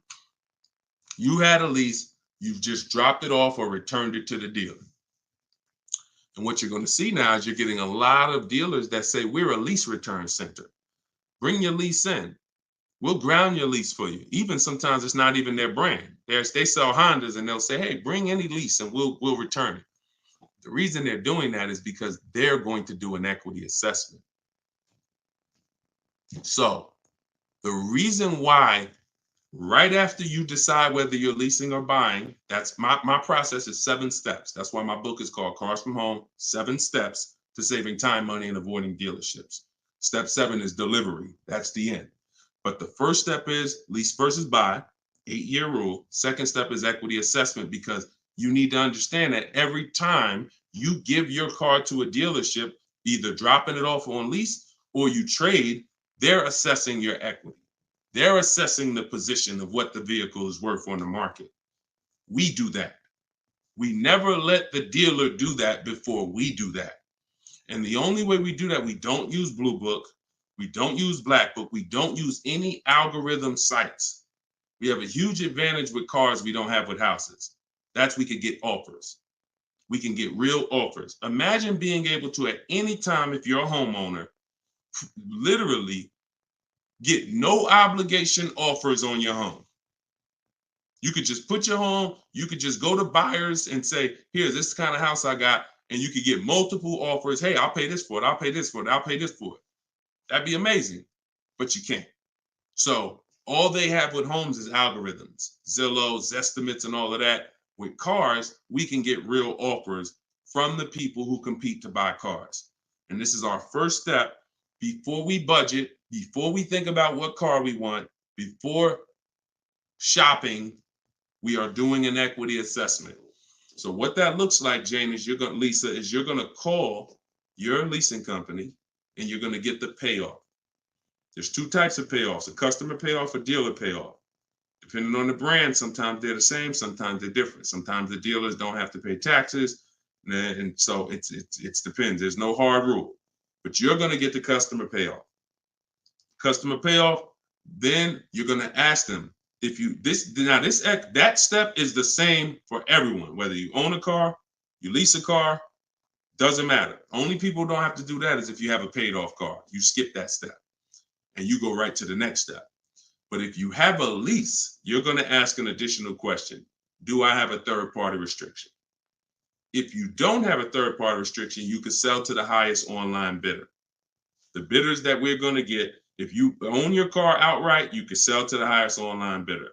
You have a lease with no third party restriction, you can sell to the highest online bidder. If you have a finance car with a bank loan on it, you can sell to the highest online bidder. The only people who can't sell to the highest online bidder are leases with third-party restrictions. So you're still going to go and get the offers from the online bidders because you want to know a roundabout of what the car is worth. So we're going to go to CarMax. We're going to go to Drive. We get 6 offers. This is the equity assessment laid out in my book, step 2. When you do this, you're getting CarMax offers, Driveway offers, Carvana offer, Kelly's Blue Book Instant Cash offer, AutoNation Sell My Car, and Car Guru Sell My Car. When you get to the point where if you lease, pay attention. See, there's a lot of details. This is why I say when y'all are trying to look through all my social media videos, you don't realize what things are applicable to you and which are not. So I'm talking to 4 different types of people right now. People who, all of you should be doing an equity assessment. People who have a car that's owned outright. People that has a car with a loan on it. People that has a lease, no third-party restriction. People who have a lease with a third-party restriction. So you have to take the nuances and say, all right, that part was for people with third-party restriction. This part is not. I don't have a third-party. So when you call and you get a third-party restriction, you need to take a different route to sell. But everyone's going to get those 6 offers. Everyone. Shout out to y'all tapping the screen, running the likes up. And shout out to the sharers. Thank you to everybody that shares the broadcast. It means a lot. Tag your closest friend. So now you get those 6 offers. If you have a lease, whenever you're on those websites, it's going to ask you, is the car owned, financed, or leased? You want to put owned. Do not put lease because it triggers something in their website where it thinks every lease has a third-party restriction and they may not give you an offer. So don't do that. Now, once you get those offers, you can sell to the highest bidder. Now, if you have a third-party restriction, we're going to take those offers. We're going to kind of see where those offers are, kind of get an estimate, and now we're going to go and sell that car to a used car, to a brand. Let me explain it like this. If you have a BMW, you can only sell to a BMW dealer. When you have a third-party restriction, you can only sell to a BMW dealer. Now, hundreds of thousands of people around the country, they found out they had a third-party restriction. They bought their cars and resold them. The reason I don't like doing that is because you pay taxes, you pay fees, and that comes out of your profit. So if you were going to make $5,000, you buy your car. By the time you pay the taxes and fees, you wait for the title, you probably won't make anything. But when we sell direct to a dealer by getting bids from multiple BMW dealers, If I have a third-party restriction of Nissan, I'm getting multiple bids from Nissan dealers. And once I get my offers from those dealers, now I'm going to sell to the highest one because dealers don't pay those same fees. Dealers will I don't have to pay the taxes and fees. That doesn't come out of my profit. So we've had people who sell direct to the highest bidder online, depending on their situation. And we have people who, with third-party restrictions, sell to the highest bidder among a local dealership. But we must get bids. Doesn't change. We get bids no matter what. So some people say, Deshone, I use what you teach. I went on those websites. They said they don't buy leases. You didn't do what I told you to do. You put that it was a lease in there, and then no, you don't. No, you have a third-party restriction. We sell to a dealer of the same brand. We get bids from multiple dealers. That's what I'm saying. So it's laid out in my book. If you want the roadmap, if you don't want to try to remember this, TikTok bio, Instagram bio, comment section on YouTube or Facebook, or you can scan the QR code, get your book for 75% off. You won't pay the normal. Hold on one second. Let me turn this off. You won't pay the normal $97. Okay, so that's the equity assessment. When you said, Lisa Jane, I'm not sure how to start, that's the process. Because we never return a lease that has equity. We don't return a lease until we find out that there's no equity. If there's no equity, then we'll drop off the lease and we'll shop for our replacement vehicle. All right, good question. Go ahead, Dolan. Good evening. How do I narrow down the luxury brand of car desired after filling out the shopping sheet? I'm looking at cars. Once you fill out the sheet and you're looking at, you're talking about you're in the step 4 shopping. Val, you're trying to decide what you want. Hold on, let me be clear. If you're in the phase where you're trying to decide what we want, we see in step 4 we have a whole process, a whole step that's called shopping, not buying. See, you need to clearly separate those two things. See, what happens when you mix shopping and buying, you go in to look at cars. If you're looking for a new car or a lease, you go in, you're test driving cars, and then you sit down, you start talking numbers. You mix the two. Shopping is deciding what you want. That's going in test driving. That's taking the kids, making sure they have enough leg room. That's doing everything to make sure. Test driving, 15, 20-minute nice test drive. All right, comparing the features, going to drive the Honda. Then I'm gonna drive the Kia. Then I'm gonna go drive everything I'm interested in. I'm not talking numbers with anybody. That is shopping. Once you have decided what you want, now we're coming home and all the purchasing is done from here. All the bidding is done right from where you're right. Like, this is where I get my cars at, right here. I sit right in front of my computer, and in 60 minutes of work, I'm gonna have bids coming in 48 hours. I'll know what the below market values are. So if you're just talking about the shopping phase, I'm on YouTube. If I'm looking for like a 3-row SUV, I'm typing in 3-row SUV. And then I'm looking at the competitors, because we're not giving enough. Look, car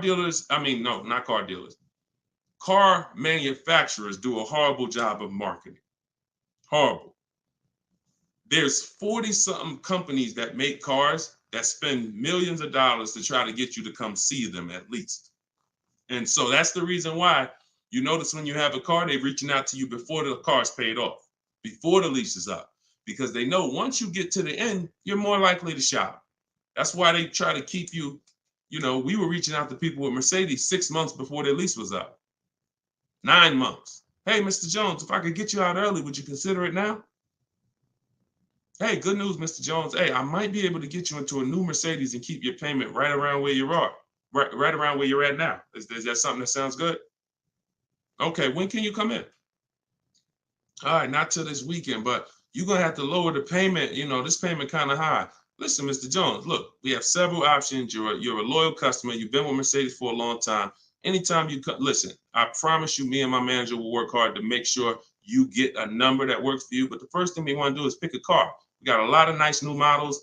Want you to see them. Blah, blah, blah. You got to understand, if we're pulling you out of the car early, we're trying to prevent you from shopping the market, because every couple of years, there's new product, new technology, new features. You want to see this stuff. You want to see these cars. And so that's when I'm telling you is you're about to spend 50 grand, 30 grand, 70 grand. Take the time and treat it like if you were going into the mall to spend that kind of money. If you were walking into the mall to spend that kind of money, how would you want to be treated? Would you ever rush yourself? Would you want anyone rushing you to make a decision when you're about to make a $70,000 decision? A lot of you are not test driving enough cars. Now, with a used car, you can't test drive it until right before you buy it.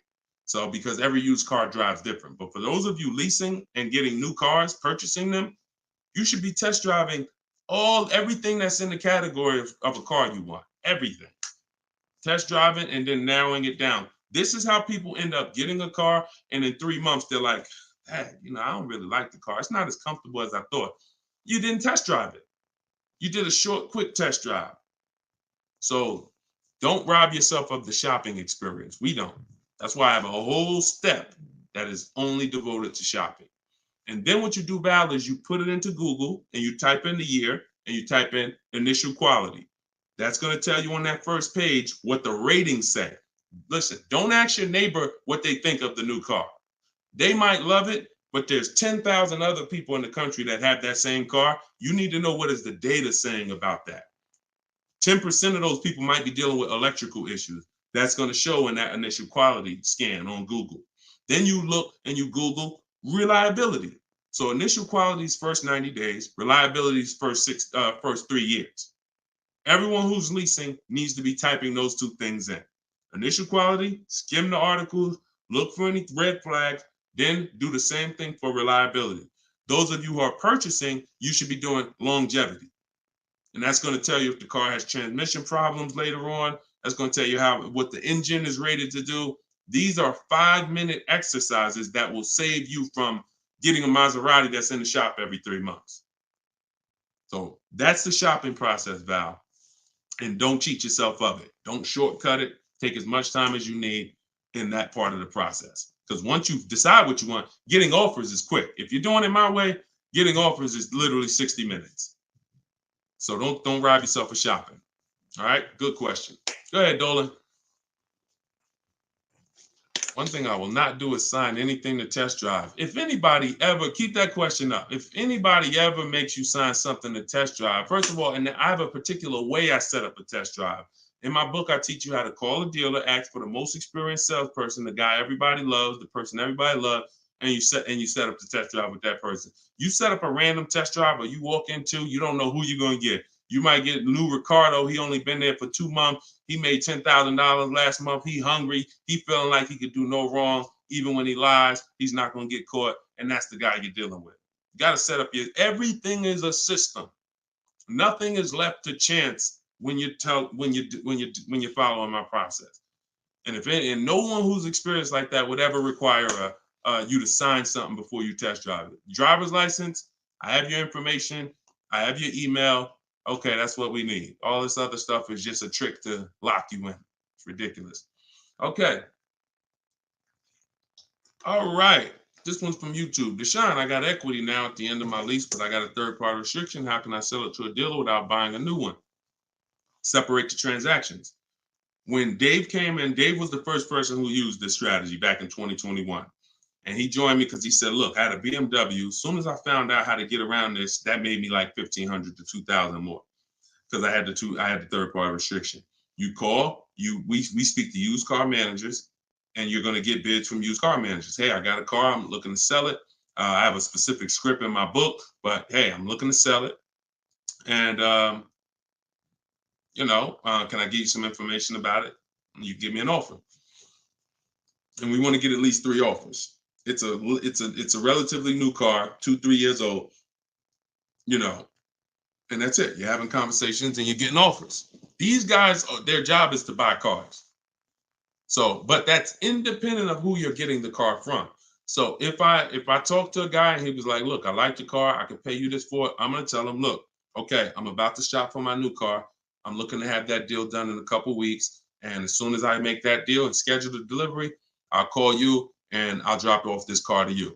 Now he's going to say, well, if too much time passes, I might have to look at it again. No problem. Understand. If 2 months pass, then yeah, I would keep in touch with him and be like, hey, I'm still shopping. Do you need to take a look at it again? Just so the person, I'm always, anyone who's listening to me who uses my stuff, they're always locking up equity in who they're going to sell the car to before they focus on the new car shopping. Before. Equity needs to be, because that's a bidding process. I've already gone through the bidding process. I know who I'm giving my old car to.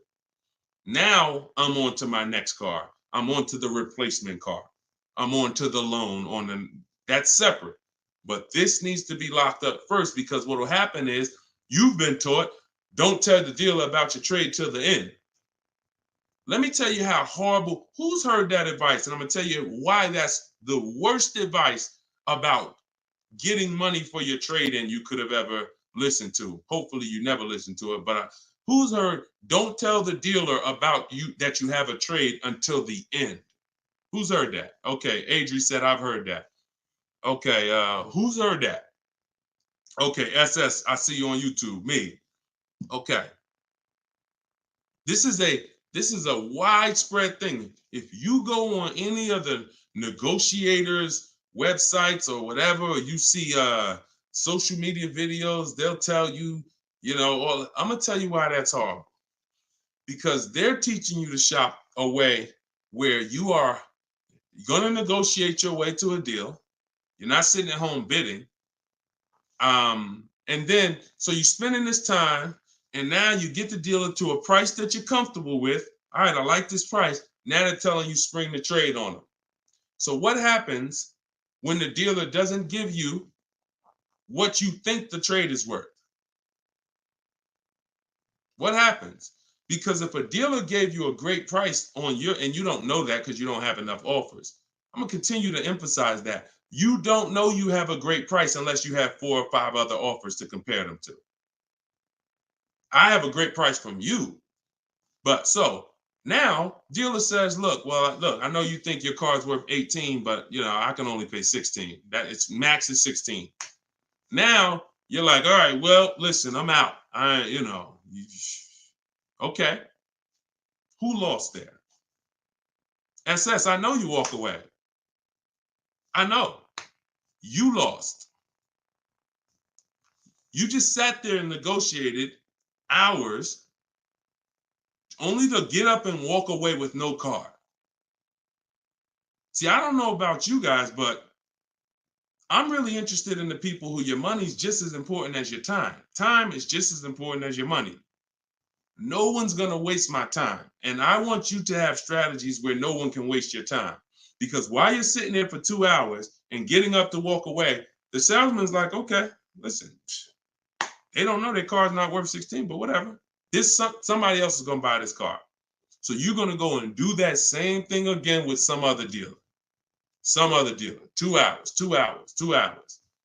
And I think that I guess they just know that you're comfortable spending a whole lot of time car shopping.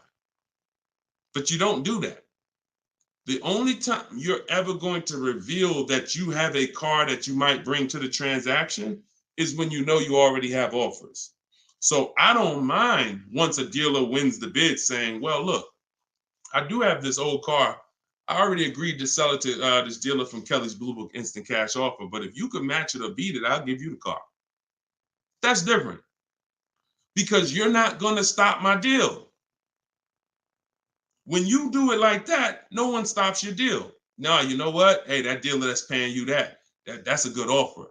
All right, no problem. I'm going to buy the car from you because you won the bid, and then I'm going to sell the car to them.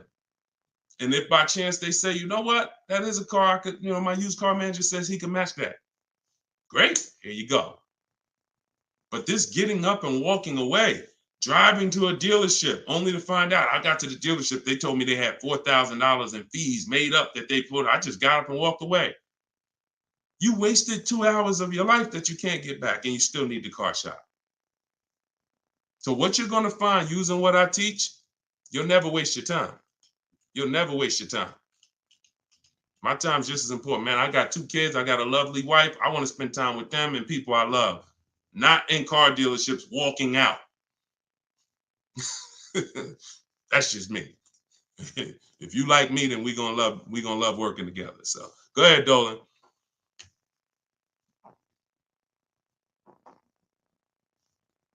All right. Why is the dealership telling me I have to pay a down payment on a lease? You're only talking to one dealer. That's it. 80% dealer. See, listen, lazy shopping. And listen, I don't know you, Jamaica. I don't know how familiar you are with my stuff. 80% of dealers are overpriced. 80% of dealers are gonna lie. You're only dealing with one dealer. That's what you're gonna get. You're at the mercy of one dealer. But I'm gonna tell you something. You're never gonna get stuff like this. Total $690 a month, $54,000 BMW, sitting at home getting bids. Look, absolutely thrilled to share. I graduated. She joined my program back in 2020. Now, just so you know, I have a video program and coaching. It's the same. It's based on the book. It's 7 steps videos, 7 steps, 7 steps in the book. So, you know, for those of you who want to know about this other program, you go to my bio, you can attend my masterclass, and you can attend my free masterclass. But this is what happens when you bid. Look, when you get bids. This is my first time leasing a brand new car. Got a 2023 BMW. This was last year. Awesome lease incentive, 75 off, plus you got $1,000 off.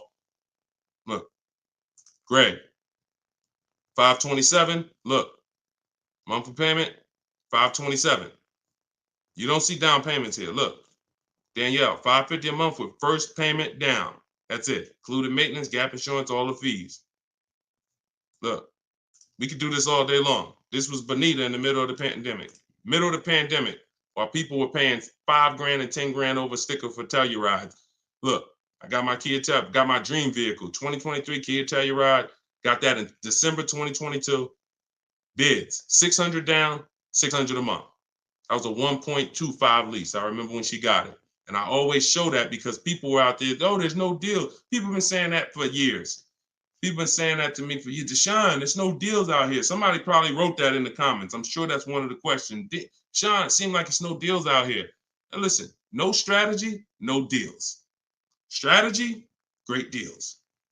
So one of the things we're never going to do is listen to what one dealer says. 5 dealers, 5 offers. You could do it your way, manually, or you could do it my way. It's up to you. But you get 5 offers because 4 are overpriced. That's the numbers. Okay? And that's how you guarantee when you drive off with a car that you paid the lowest price in the market. You can't guarantee you paid the lowest price in the market when you only got one price. You can't guarantee when you only got 2 prices. Now, somebody who in my book, I teach something called the 25-to-5 strategy. This is for new cars and leases. We connect with 25 dealers online using my templates. You copy and paste. I got all my stuff in there. You just fill in what you want. And then we reach out to, and then out of those 25 dealers, we're shopping all their inventory. So we got a good shot of, out of 25, we got a good shot of 10 of those dealers having a car we'd be interested in. And our goal is to get 5 offers. That's it, all by email. So you can do it your way. You can call, you can do however you want, but we know this because we shop better than anyone else in this world. So when we're looking at all these offers and when we can say confidently 80% are overpriced, we can talk to someone who's only getting 1 or 2 or 3 offers and tell them there's no way you're going to get great below market deals shopping that way. It's just not going to happen. So I wish I could tell you you could mix your way. The only thing I can say about mixing your way is if you don't want to use my strategies to get the 5 offers. You want to get 5 offers some other way, God bless you. But you get 5 offers if you want below market deals. And if you're looking at super popular vehicles, Charles got a Palisade. Look, he got 10 offers. I reached out to 35 Hyundai dealers, got 10 quotes back. Offers range from 1.3 to 1.23 to 1.66. He ended up with a 1.23 lease on a Hyundai Palisade. $48,000 vehicle, $597 a month. So that's why the dealer you're dealing with is telling you you need a down payment because that's who they are. They're an 80% dealer. They're an 80% dealer. All right? That's just what it is. Strategy. Go ahead, Dolan.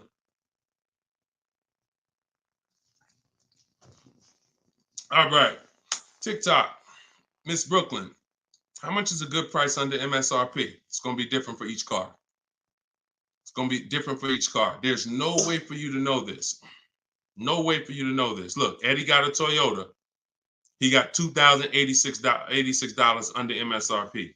You don't know what the bottom is without offers. Your way of shopping the old way, you're just feeling for the bottom. No way.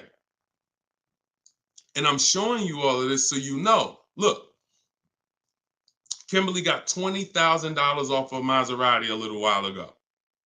$86,000, you see it right here, $86,000 MSRP. Their selling price to her was $66,261. Had she got excited thinking, I'm just going to make up a number. I'm just going to, if I could save $7,000 off this Maserati, that'd be great. We don't pick what the bottom is. We get enough offers and it reveals what the bottom is. You get a bunch of offers on a Toyota Camry, the lowest offer, $2,000 under MSRP. Now, Kimberly, Maserati, that car, 20 grand off. Look, Sean, $20,000 off his F-150 Lightning XLT. Look, MSRP 73, dealer discount 4,900, 15,500. Now, just so y'all know, the 80% dealers are not even going to tell you there's a $15,500 rebate. So don't think he was just looking at a bunch of offers and everyone had a $15,000 rebate. Some people tell you, okay, there's $7,500 in rebates. Some people tell you it's $2,000 in rebates. If you're sitting in front of them, what do they have to tell you that for if you don't have, you're not going to shop. The statistics show, unfortunately, average people are going to shop 2 dealers. That's statistics. That's something that we're trained on. 2 dealers. So if you're going to shop 2 dealers and you're going to shop like the average person, why the heck am I going to tell you there's a $15,000 rebate on this vehicle when you're sitting in front of me and we just negotiate? That's what you're going to get. So it's no way for you to predict where the bottom is. Look, it's no way. Look, this is Tiffany. Tiffany sent me this the other day. She used my book. She got a $44,000 CX90 Mazda 2024, $6,530 off. Look, you see it up at the top. Believe we got a good deal from what we learned from the rest of the book. This is a bid. Now, I'm going to tell you, I don't care how big the discount is. If it's from one dealer, that's not enough. Because again, the discount could look amazing. Wow, 7 grand off, 10 grand off, 15 grand off. Until you get the 5 offers minimum, what if the max was 20 off? What if the max was 25 off? I told you, I sold a Maybach when I was working for Mercedes-Benz. It had a $20,000 rebate. If a person was getting bids for the Maybach, they would have saw that they could probably save 30, 40 grand off a Maybach at that time when they were running a $20,000 rebate. But if they came in and the dealer said, all right, look, I'll give you 15 grand off. If they thought, okay, that sounds good. So you don't get to pick where the bottom is. No one does. And if you try that, you're going to lose every time. And you're going to lose by not getting to the bottom and by wondering. See, that buyer's remorse, that's wondering. Was that really the bottom? You think we could have got more money off? That's buyer's remorse. We never have that. I want you to never have that. And when you sit at home and you let these offers come to you and you look and you see 5, 6, 7 people bidding for your business, you'll never wonder. You'll never wonder again. That feeling of in your gut of, oh, I hope I'm not getting ripped off. Oh, I hope this is a good price. That's a thing of the past. You'll never have that. Okay? And you deserve not to ever have that. Stop shopping the old way. Okay? Go ahead, Dolan. Very common question, too. Yep, you did the work. This one's Nita from TikTok. Instagram, I don't see enough questions over here. Instagram, I see a couple of y'all on, but I don't see any questions. Can I oil you up? Okay, you got to get it. You always got some weirdos popping up. That's why I'm going to let Dolan pull in the questions. Sometimes I'll be reading and we get just good. All right, so Nita from TikTok. Should I be worrying about the cost of insurance when buying a car? I would look, insurance is insurance. I would use a site like Insurify or Jerry, the Jerry app. I would use a site that shops multiple companies. Insurify shops multiple companies. And some of the smaller companies that don't have the big budgets, some of you go to insurify.com tonight, you might save money. So you need to, and I'm not endorsed by Insurify right now. I just believe in the product. Look, I believe in anything that gets my favorite two words, multiple offers. Because that's how we buy everything else. That's how we buy TVs, that's how we buy electronics, that's how we buy groceries. You go in, you want some potato chips, you got 30, 40 companies competing. You got, spaghetti sauce, 10 different companies competing, trying to sell you. Oh, we're on sale this week. Blah, blah, blah. It's always multiple offers. So any tool that gets multiple offers, I love it. So Insurify.com or the Jerry app. Yeah, insurance is insurance. J Love, how's the market looking? Watch the earlier broadcast. We answered that. That was pretty much, I think that was the first question in the show. So you could go to YouTube, watch the rebroadcast, and you'll see the answer to that question. Go ahead, Dolan, shoot that next one out.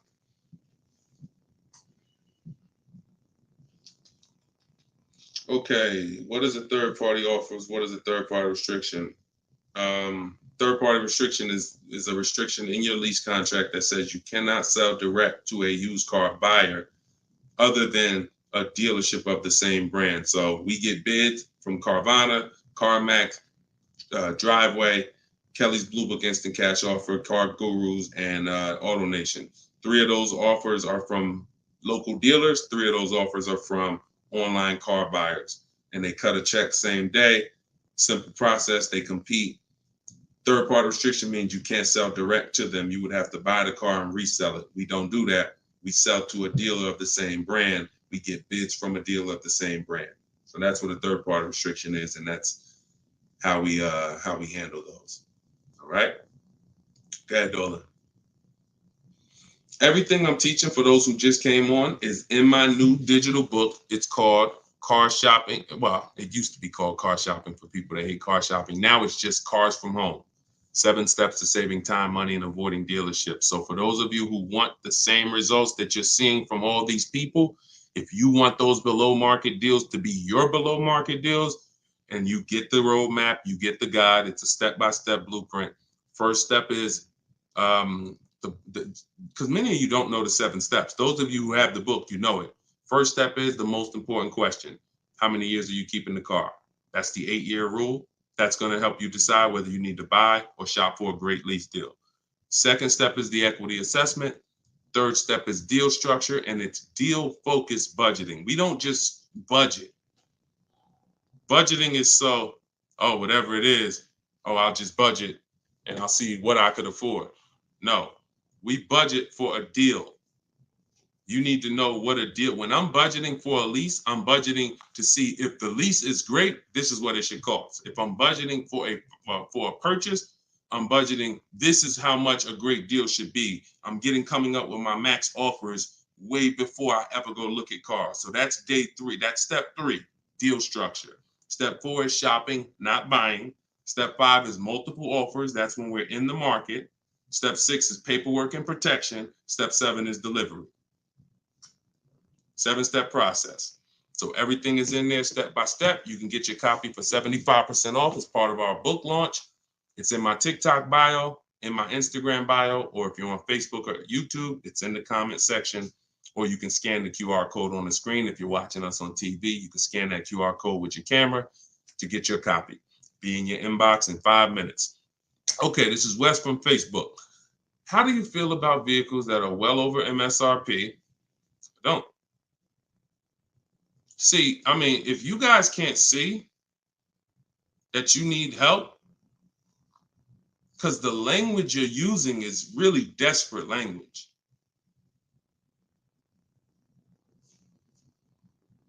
I really don't know, like, because here's the thing. You're walking into dealers because that's all you know to do, and you're saying that stuff. Vehicle I'm interested in selling almost 20 grand over MSRP. I remember when the new Broncos came out a couple years ago during the pandemic, and people were paying 10 grand, 20 grand over MSRP for them. And when our first person got a Bronco with no markups, everyone who paid 10, 20 grand, 5 grand, 2 grand over at that time, money's out the window dealing with 80% dealers. And then you go in and you say this stuff that just works against you. Oh man, yo, you go into another dealer. Hey, what's this? Oh, y'all got, how much y'all asking for this? Well, we're asking 10,000 over sticker. Oh, okay, that's better than the other deal. This other deal I was in, they was asking 20 grand over sticker. Negotiating against yourself. How you gonna turn around and ask me for money off when you just said that the price, because I'm 10 grand over, I'm good. Oh man, you only 5 grand over stickers. Man, you all right, this is good because the other one was 20 grand over sticker. Okay, so don't ask me nothing about my 5 at all. You interested? Because hey, yeah, let's talk. What's the payment like doing this? All right, come on, have a seat here. This is you going out with the cleaver in your head. I don't know how else to tell you. Like, sometimes I'm nice. I'm a nice guy. I wouldn't be doing this if I wasn't a nice guy. This is what God put me here to do. But I'm telling you, you're a sheep to slaughter. If you don't learn this strategy, you are a sheep to slaughter, and every single time you buy cars, you're overspending by that. You go out right here. Now, if you get bids and you start to see, okay, man, I could get that car not only for this. We had somebody come on the show the other day, and she said, man, I got a brand new 2024 BMW X4M, the M. And she said, I got the bids. I got 4 grand off and another 3,000 for my military. I saved 7 grand. Bids sitting at home. Some people going in the BMW dealers paying 5 grand over sticker for the brand new, newly designed 2024 M. So, any way I could get it, I'll break down the numbers and let you see. That sound like this guy and these people he's showing getting way different results than I'm getting. And sometimes I'm gonna just be straight up with you. You $24. I don't know. So go ahead. I don't know, because that's it. All I could do is just follow the show and listen to what we're talking about so you can understand. Go ahead. Go ahead, Dola. You can't make people. It's crazy. Like, literally, you cannot make people. Like, I could sit on here, talk to them blue in the face, talk about the money, show the people. You can't make you. I can't make y'all. So only the minority of people who are like, yo, you know what? This dude, I've been public for 3 years. If what I was teaching wasn't working, if I was scamming, if people were getting my stuff, we wouldn't be 5-star reviews. We wouldn't have 2 million followers. It would have came out a long time ago. I've been doing free master classes for 3 years. This would have been out by now. So understand, I'm fighting for your money. I'm fighting to protect your money. And I never had a book for $24. The least expensive way to work with me before my book came out was $397. I'm gonna let that sink in. The least expensive way to work with me prior to my book coming out was $397. And people didn't bat an eye. Some of you been in my master classes. You've been in my free master classes. You know, oh man, I can't work personally with Deshone. I can't get his step-by-step strategies until I invest in his program. All those people that y'all seeing been investing in my program since the pandemic. I never had something for $24 that you could get everything I teach. It took me everything because I priced the book at $97. I said, it's not fair. It's not fair that I'm going to help you save thousands and thousands of dollars and I'm charging the same price for daggone books that are talking about wizards and fairies. That's not fair. But, I got to be obedient. God told me do this, I'm going to do it. I don't know how long I'm going to do it. But for now, You can get your book you can get your book for 75% off in my TikTok bio, in my Instagram bio, in the comment section. YouTube and Facebook. TikTok, is it better to get a car loan from a credit union? No, we use a process. Everything we do is bids.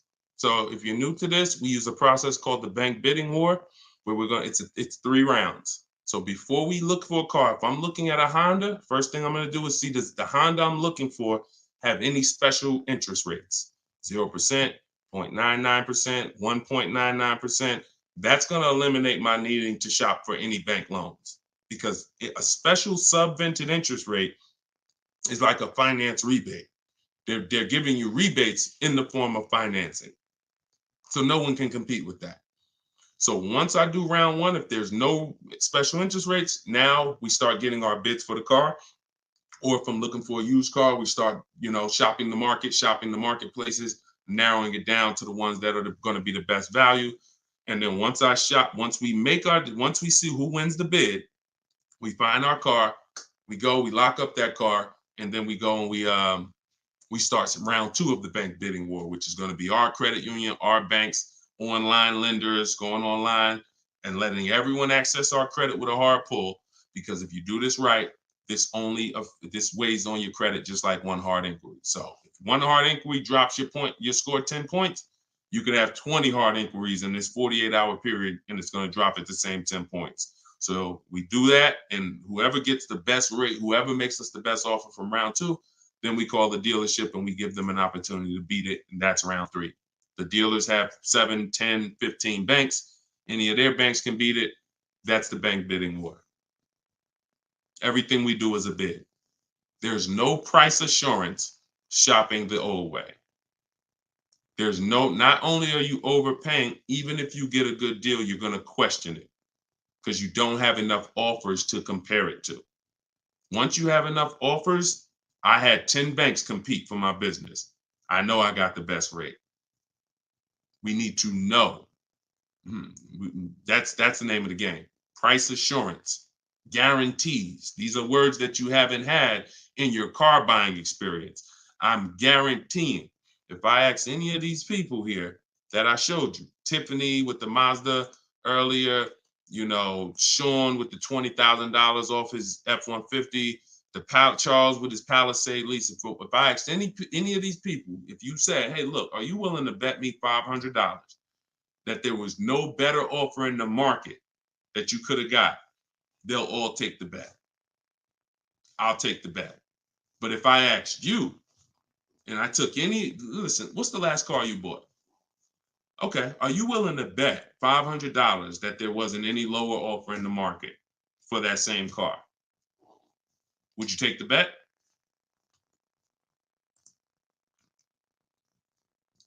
No price assurance.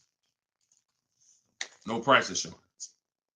Price assurance only comes through multiple bids, multiple offers.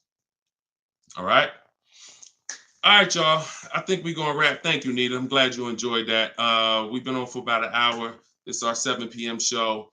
You may see the rebroadcast. Well, we'll see the rebroadcast. You can invite your friends to the rebroadcast. We play them throughout the day on all our channels. Everything I'm teaching is out of my book. You guys know that. If you want to attend my free masterclass, we have a link in the comment section for you. It's called Everything You're Doing Wrong, Buying, Selling, and Leasing Cars. It's about an hour. So you could go there. Hold on. We're going to wrap, Dolan. Man, I'm tired.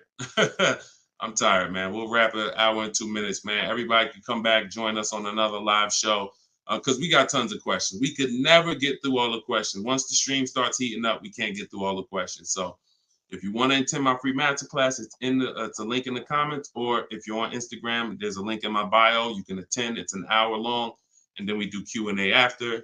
And then if you, of course, want the book, you guys know where it's at, in the comment section or in my bio. Other than that, I'll see you all on the next show. Shout out to everybody who joined, and it was good to see you all. All right, I'll see you all on the next stream. God bless you.